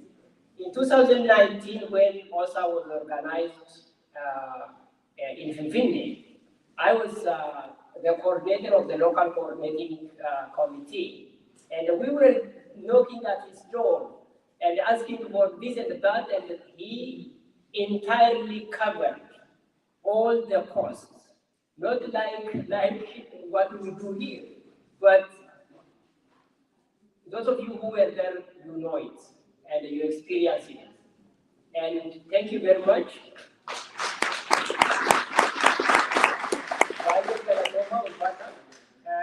There is another announcement. I was also informed that there was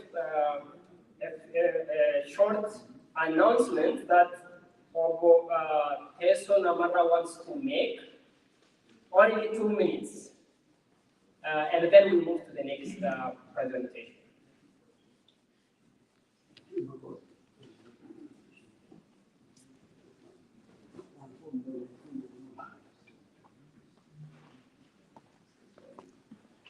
Thank you.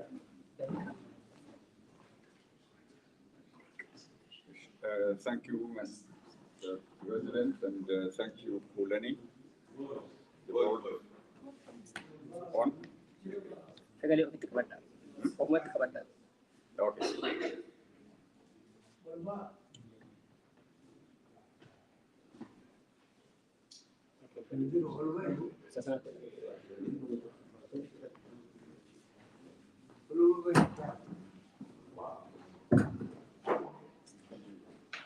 Okay, thank you, Mr. President, and I also would like to thank the Kulani, board chairman also for this opportunity. It's just a small opportunity to announce about Harun Sagada or the Gada Renaissance. The Gada Renaissance issue was raised in connections to the 500 years anniversary of the Gada Renaissance at Madawadabu, which happened in 1519 actually, but was started to be implemented in 1522. So 2022 makes it the 500th anniversary. So this can't be bypassed unnoticed, and some people interested in this came together and formed a committee for this celebration. And this happened on November 26, 2022. But the idea didn't start just and end with the celebration of the 500th anniversary. It was acknowledged that Gada as a system had to be acknowledged. Gada as a system had to be, we have to go back, embrace the Gada system as one of the solutions to the predicaments, to the problems we face today.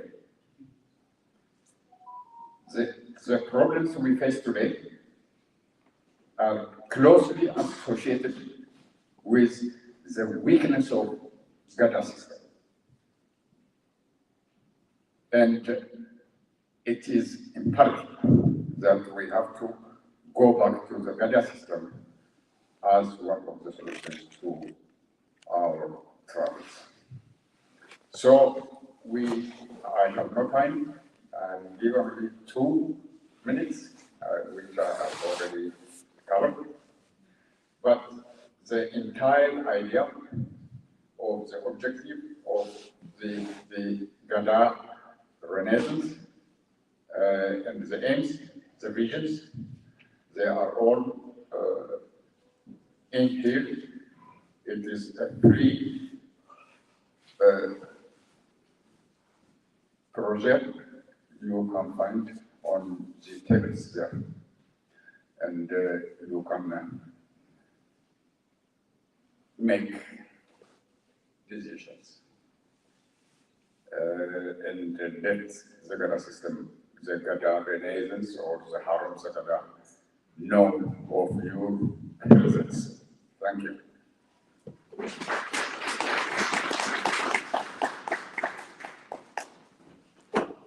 Okay, now we move to the final session. I want to make a remark. It was very unfortunate that we couldn't get our second featured speakers couldn't make it.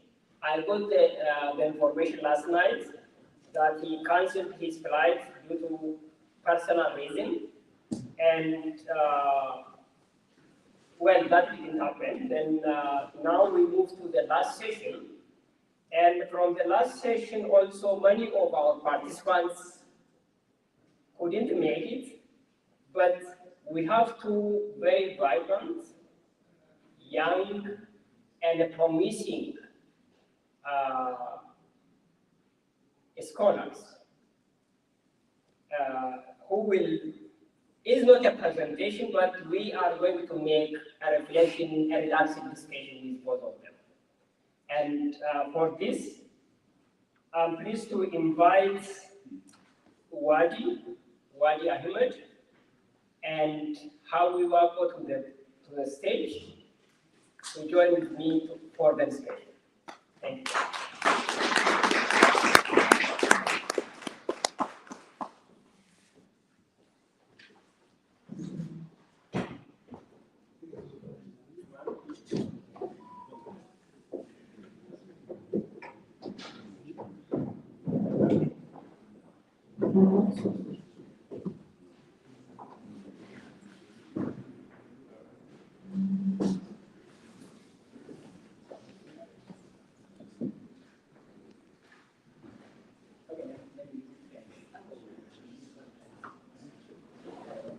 Okay.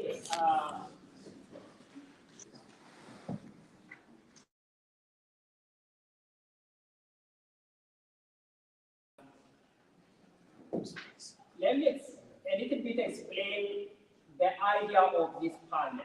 We coined it like building Oromo identity through art, sport, and youth activism. And the initial idea and the purpose was to bring, it is part of the collaboration we had with Osfana, and then to bring the youth and then listen from them their experience, particularly the ones in the diaspora, and how they are being connected to Oromo and Oromia through art, sports, and youth activism, generally different ways of youth activism. Because in the history of oppressed people, the continuity of struggle for emancipation, not only liberation, but also emancipation from different forms of domination, depends on the continuity of that vision, which could be nurtured through people's awareness of their identity. And that can, sometimes that disconnection might come when people are, as how we might reflect later on, when people are removed from their land, either locally or through displacement or through immigration. But that experience, through the youth organization, for example, what you tell us, or through the sport festival that Osfana organizes, people are not only enjoying the festivals here, but one way or another through music, for example. They are connected to Oromia and Oromo. So that was the idea of this panel. But it was unfortunate that our Osfana members also couldn't make, most likely because of their long night yesterday, and so they apologize for that. So I will raise only few points. I'm not mentioning reading the Bible because they also tell us about themselves, and that is also what we want to do. And you know, I said it is a kind of a relaxed discussion. So now, what is actually I want to, as an entry point, I want to also extend my sincere thanks to Wadi, because he's the one who arranged this venue for us. Without him, this whole, the conference would have not been at the University of Maryland without his collaboration.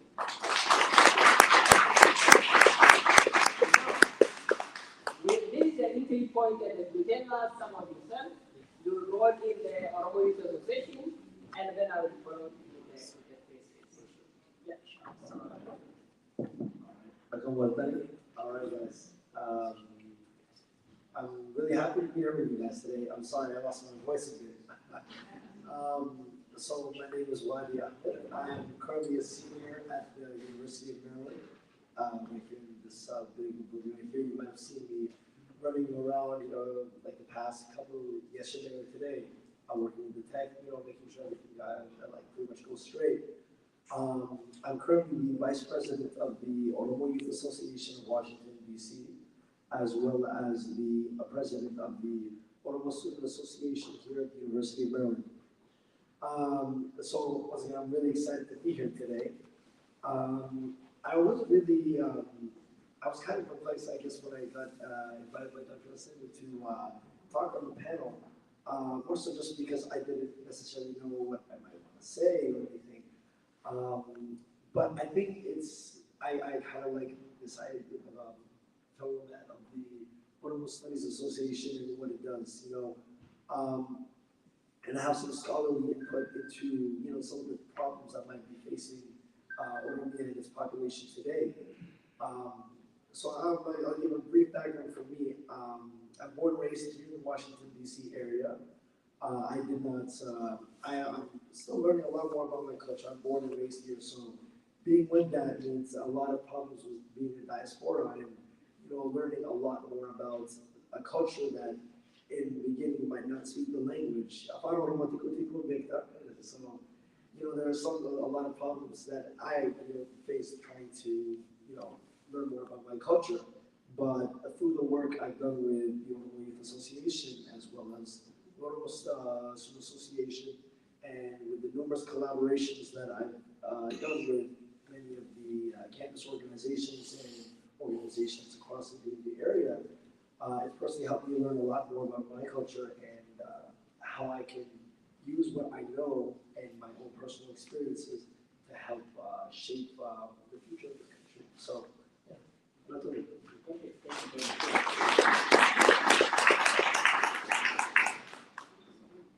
Okay. Yeah. Howie, you are finishing your PhD, and your PhD is very important. I read your PhD dissertation. That is why I'm mentioning it.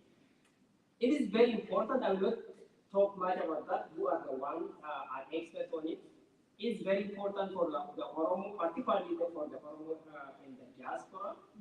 And because you did on identity, how the Oromo diaspora kind of grapple with maintaining their identity as Oromo within the context that there are different challenges, issues of acculturation you were talking about, issues of also other cultural aspects, sometimes giving incentives to need it because the way people, associate themselves or socialize themselves with other cultures might tempt them. So just tell us about yourself and then about a little bit about your PhD before I come to the last specific questions. Okay, great. My name is Chloe Muhammad Wappo. My dad is very proud of supporting me. My name is Chloe. I am a doctoral candidate in counseling psychology at Western Michigan University. I'm currently finishing my PhD or PhD dissertation topic, and it's on Oromo identity, particularly related to ethnic and racial identity, as well as well-being and a culture of stress. Hope I captured everything you wanted to capture. I don't know if you talk about it. No, I will come to that. Okay, back to Rajesh. Yeah. Now, I heard from your presentation also from our discussion that you work in the Oromo Youth Association. How does that connect you? You also said you are trying to learn your culture and so on. How does that connect you to Oromo? not necessarily Oromo individuals, but Oromo and Oromia, the identity, and beyond, even beyond this association, because you might move beyond the kind of spatial limit, beyond geographical limit, right? How does that engagement in different associations, despite the fact that you were born and raised here? Yeah. So that's a good question, actually. So I'll give a little backstory. You know, being raised in the Washington, D.C. area, I think, as many of you might know, you know, there isn't a lot of opportunities for immersion into the Oromo culture, as you know, much of the rhetoric is centered around Ethiopianism as a whole, or Ethiopianism as a whole, and pretty much not the diversity that is celebrated in the area. So I work with the Oromo Youth Association, Washington, D.C., and there's a flag coming. But my work with the Oromo Youth Association, Washington, D.C. started back in 2021. I was getting involved with the movement, and for me, this was the first time I heard of it. And it was my friend who introduced me to it and told me I should get involved in it. And with my work through it and getting involved with the youth association, I learned a lot about how I can become a much better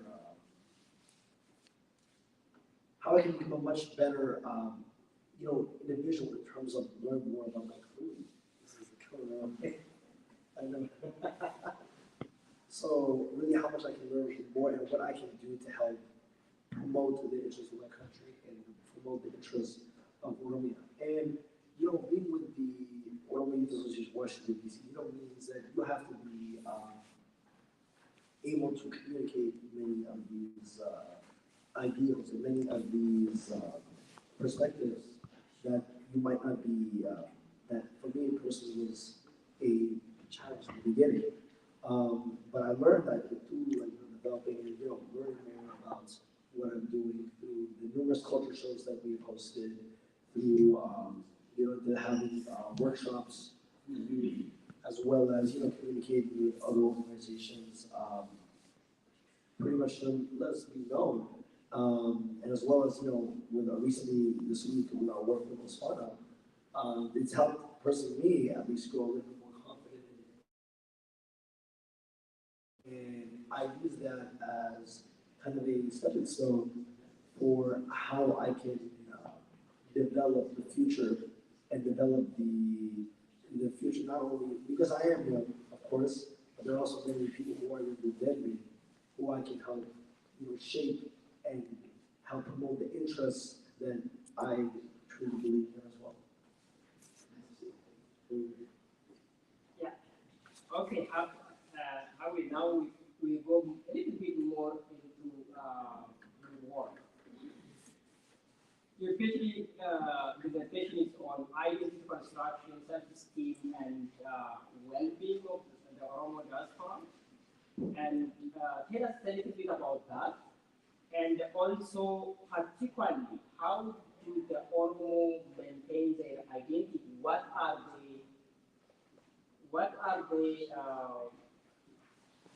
the elements, and it may be also the practices?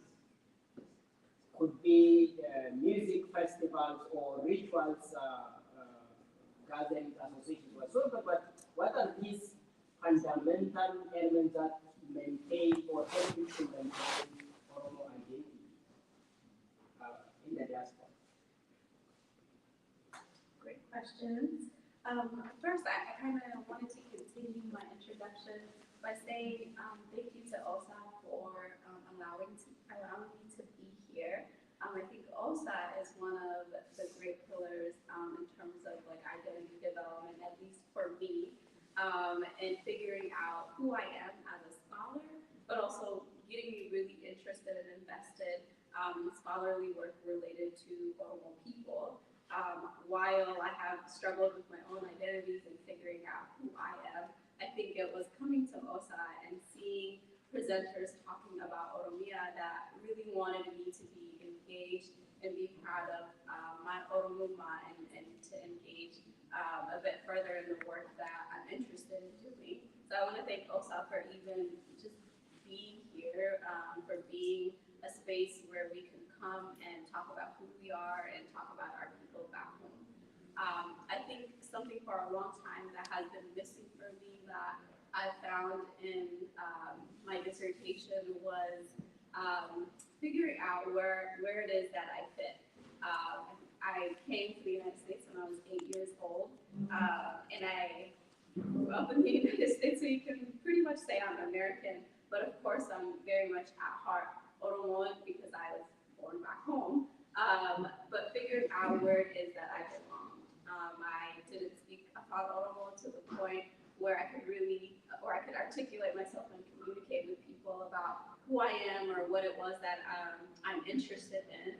And then when I'm in American spaces, I also feel like I don't belong with them because obviously they can see that I'm very different in the way that I present. And maybe sometimes when I was younger in particular, I might have had accents.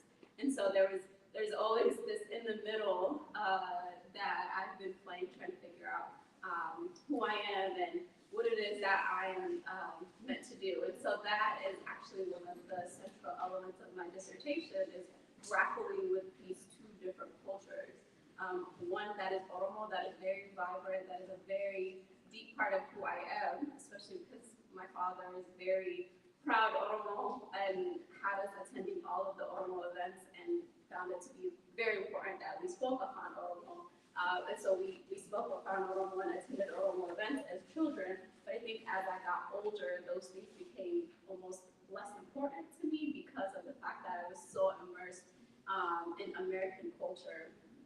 But when I got to college, and I realized as a young adult, these two things don't have to happen in silos. I don't have to just be Oromo only when I'm in Oromo spaces, and I don't have to just be American only when I'm in American spaces. They can actually intertwine.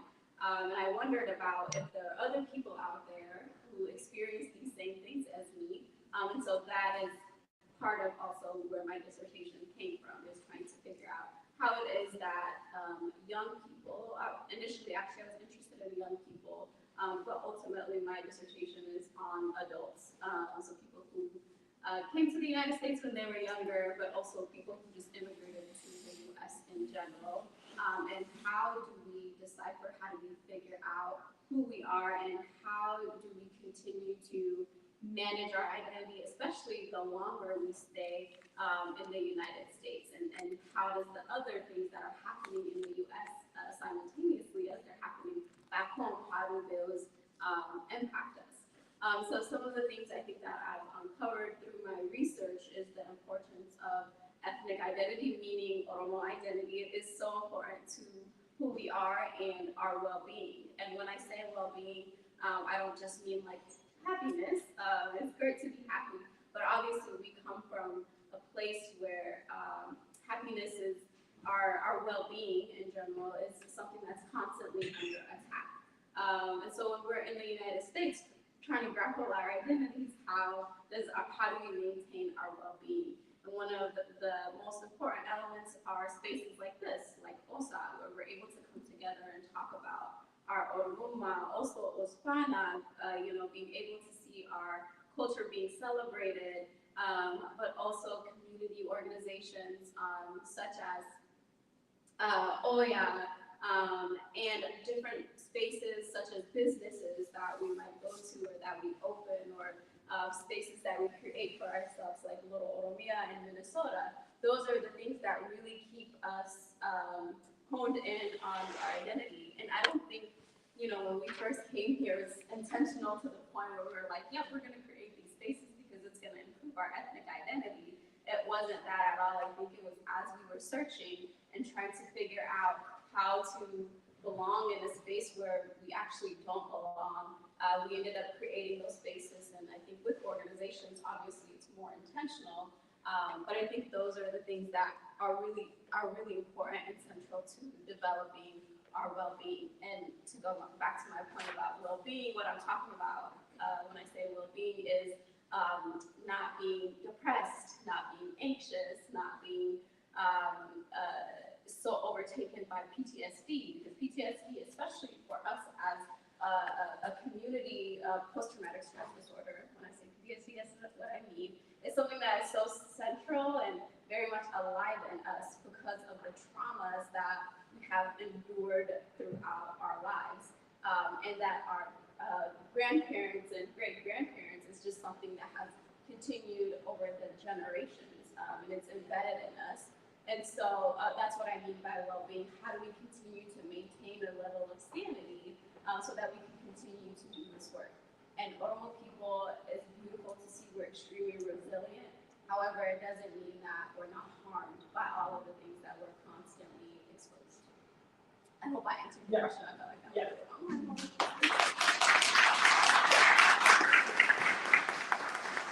was one last question for both of you.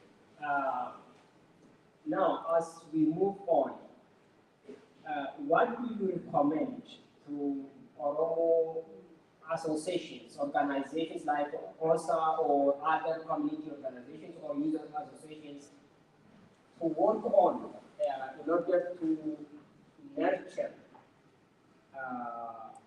the Oromo identity, particularly among the youth, among the kids? Because as we also mentioned, there could be many levels that people could be disconnected from their identity and then acculturated into other cultures. But, yeah, what do you recommend that we, particularly the different associations, organizations, should work on? So I would say the first thing is, make sure they eat a lot of clothing. That's the first thing. But I would say a big thing that personally for me I thought helped a lot was giving a lot of the kids starting to lean on responsibility and emphasize the importance of it. Being in the youth association and doing a lot of events and doing things that require a lot of planning and a lot of teamwork, which are incredibly vital skills for any person to know in their life. But I would say it's especially more vital being Oromo, and especially in an area where the Oromo identity itself is not as well widespread or practiced and understood.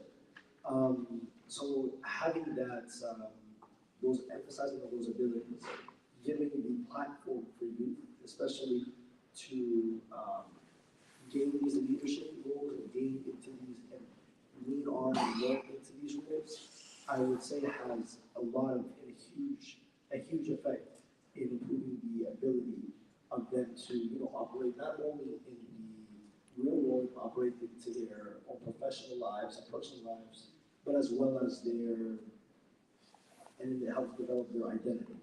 I personally seen, not only myself, but also in many of the youth that I work with, in creating things that they can have pride on and look back on.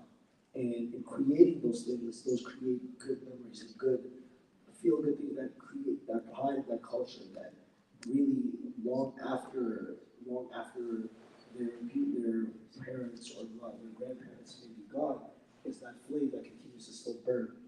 And it's through creating these opportunities and creating these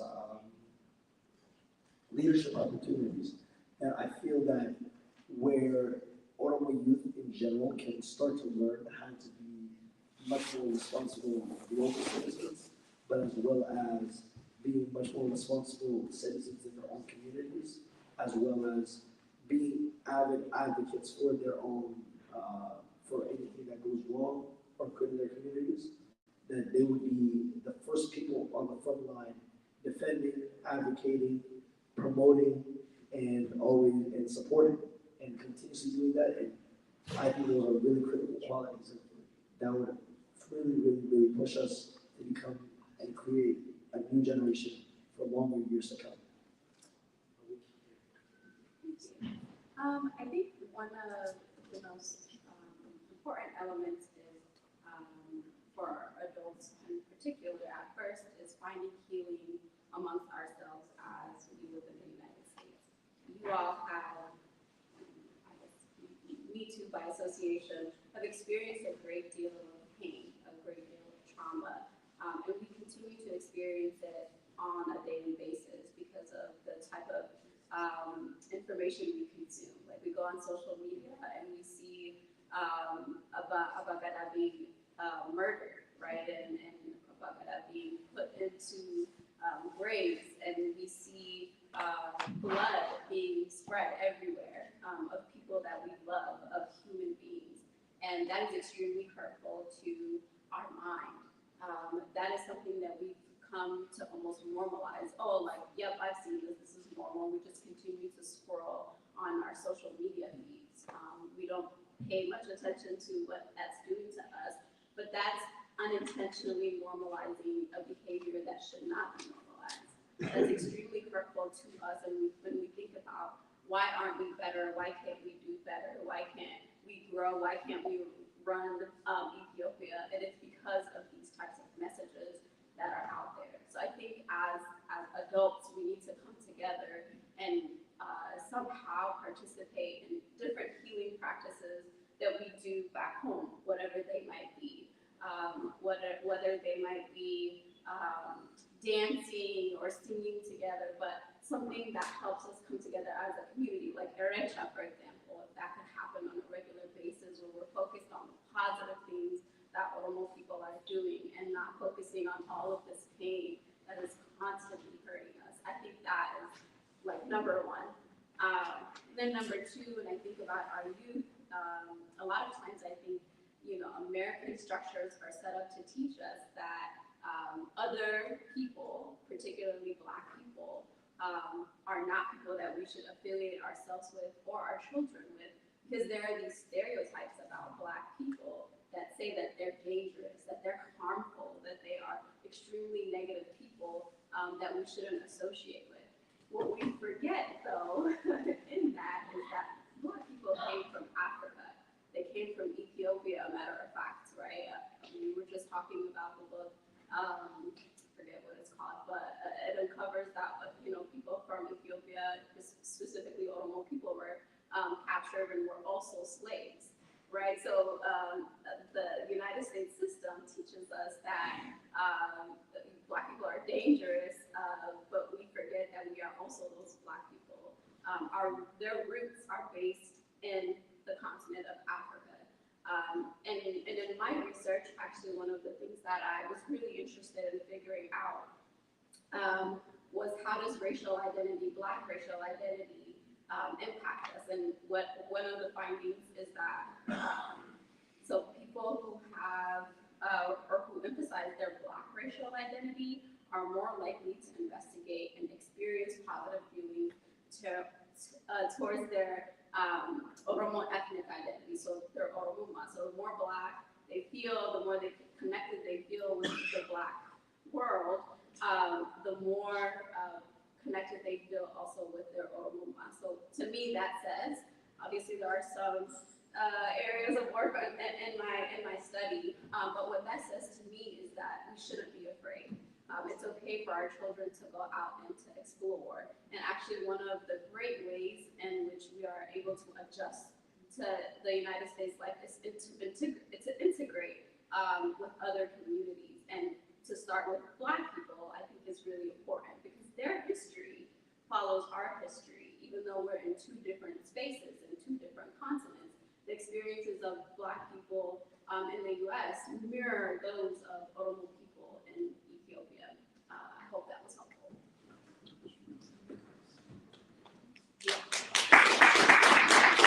Thank you very much.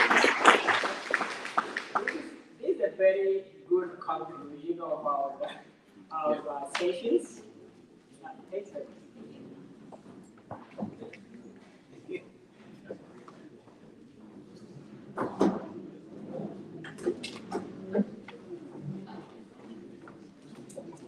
Okay. I know that it is a very long day. We are only very few minutes to the conclusion. I'm really glad that we had this very productive conference over the last 2 days. And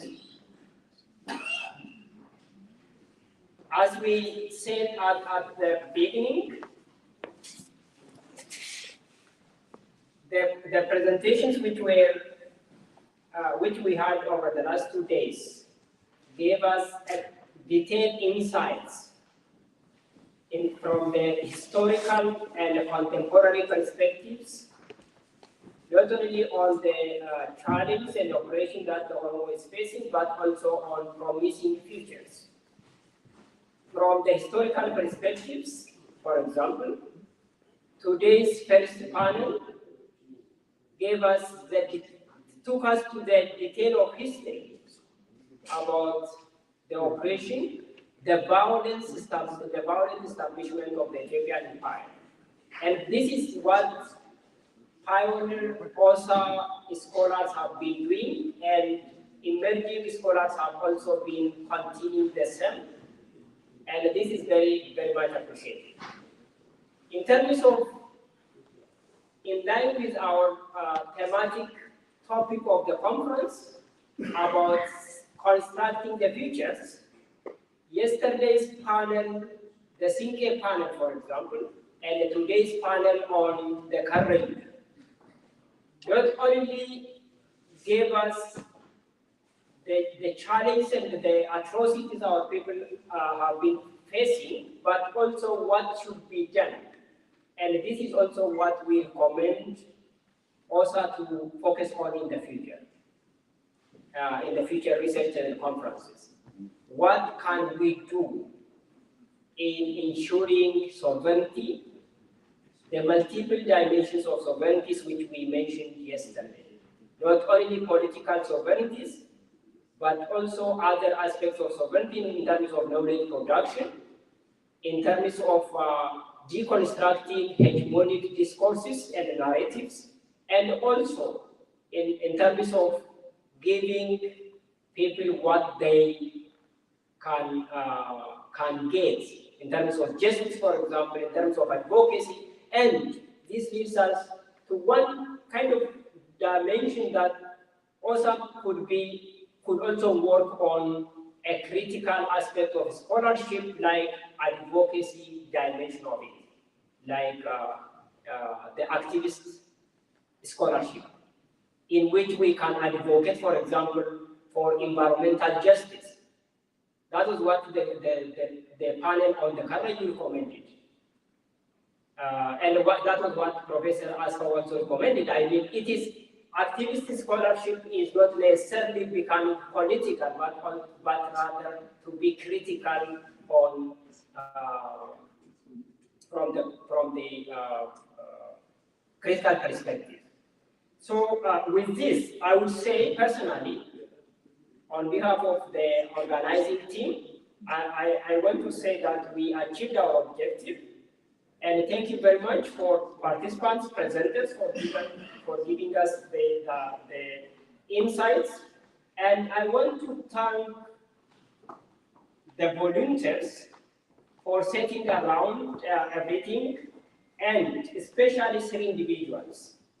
Thanking individuals might not be common, but I should do it because I organized this conference from a distance. I'm based in Switzerland, and it would have not been possible without having people who have been working with me for months on this conference.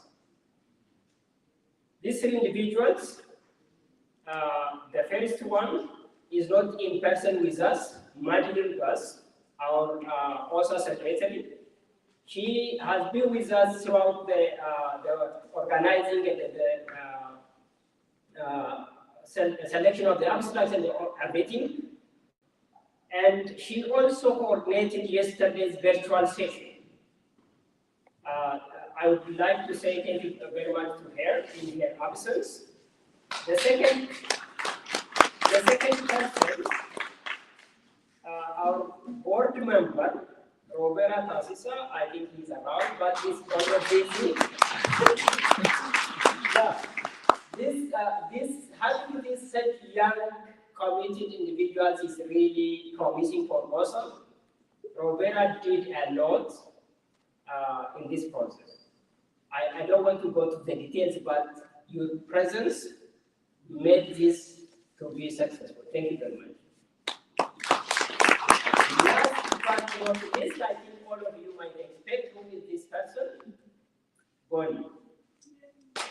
Bonnie, you are the gift of, for OSA and for Oromo in general, but for me very especially, because without your support and guidance, I would have not been able to make, throughout this kind of challenging time.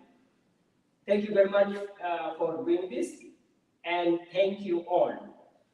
I'm not closing. Before closing, there is that will be housekeeping announcement. You'll do that. The board chair has a final remark, I think, and then during the housekeeping announcements, Robert will make the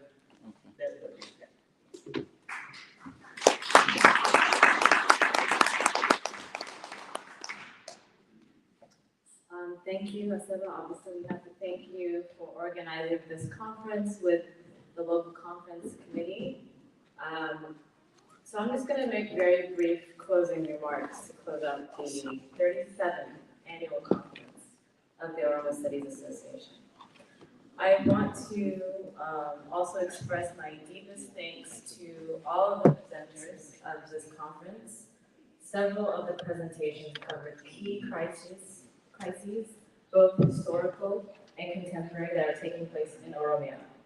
And these crises, as noted in our theme, is rooted in the authoritarian nature of the Ethiopian Empire.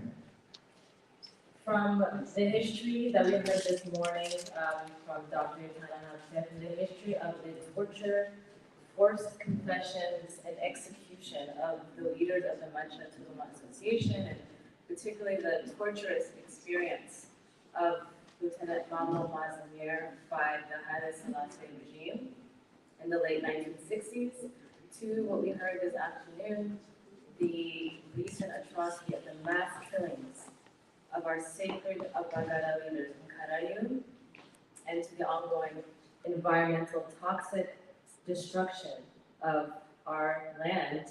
We have heard the range of historic and ongoing political, environmental, and social injustices taking place against the Oromo people, and the violent deprivation of their basic rights to life, their land, freedom, and health.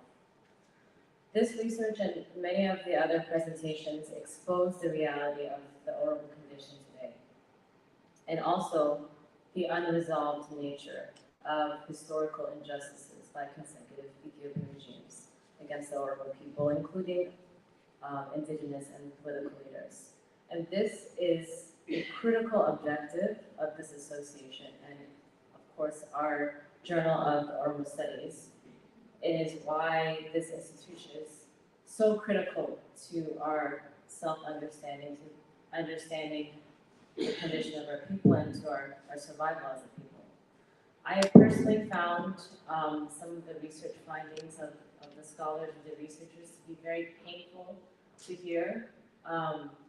I was particularly moved by Roba Jiro's presentation and several of the other presentations as well. And these are difficult details, difficult to listen to, but we must listen, we must understand and be honest about what the condition is in Oromia today.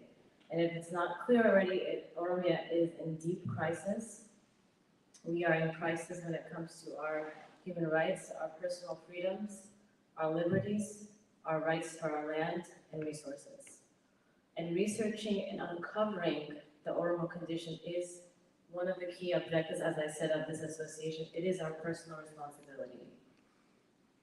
It is also how we must base our thinking for constructing a better future, which is the theme of this conference: constructing the future, authoritarianism, and the quest for Oromo sovereignty.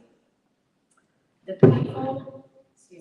painful reality of the Oromo condition is why we must interrogate the meaning of Oromo sovereignty and ask why it is necessary. What would the different aspects of Oromo sovereignty mean as a response to the deep crisis of the Oromo nation? I leave that question with you all to think about. I want to be brief, so let me just say in conclusion, let me thank again the presenters, the various panels who dedicated their time and research efforts to inform us. Thank you to the OSA Executive Committee, to the OSA President, Asaba Ragasa, Dr. Asaba Ragasa, and to the OSA Board of Directors. Let me also thank the young people out who are volunteering. And of course, I want to deeply thank, and I always thank him, Obudinku Dayasa, who sponsored our lunch, who sponsored us once again. Asaba explained that he sponsored the entire OSA conference in Finfinne. So I want to say, I don't think he's here with us right now, but I do want to say Obudinku Baye Galatomi for supporting OSA, for continuing to invest in this institution and to support Oromo studies. And lastly, I want to thank all of you, the conference participants, for listening with us and learning with us these past 2 days and actively participating. And the final note, this is really final now, the final note I would like to leave us on is something that I always think about when I attend this conference. So I think, we always note this, but I think that we are missing the younger generation in this association. I think I say this every year, but I think I have to say it again. First, let me just say thank you to Howie Lonko and Wadi Ahmed for presenting. I think that was a very interesting and insightful conversation. I would love to see more young people present, but I think we really, all of us, really need to personally commit to bringing young people into OSA. I think that is the only way that this institution will sustain itself and will continue to grow. So all of you, I would like for all of you to promise next year, bring your families, bring your children. I know all of you have families and children. Bring them to OSA so that we can survive and continue to grow. And I'll close on that.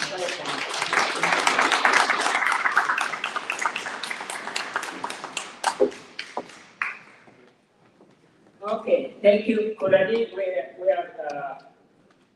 We concluded. There is a housekeeping announcement. This booklet, we published it. Please, those of you members can pick it for free, but members should buy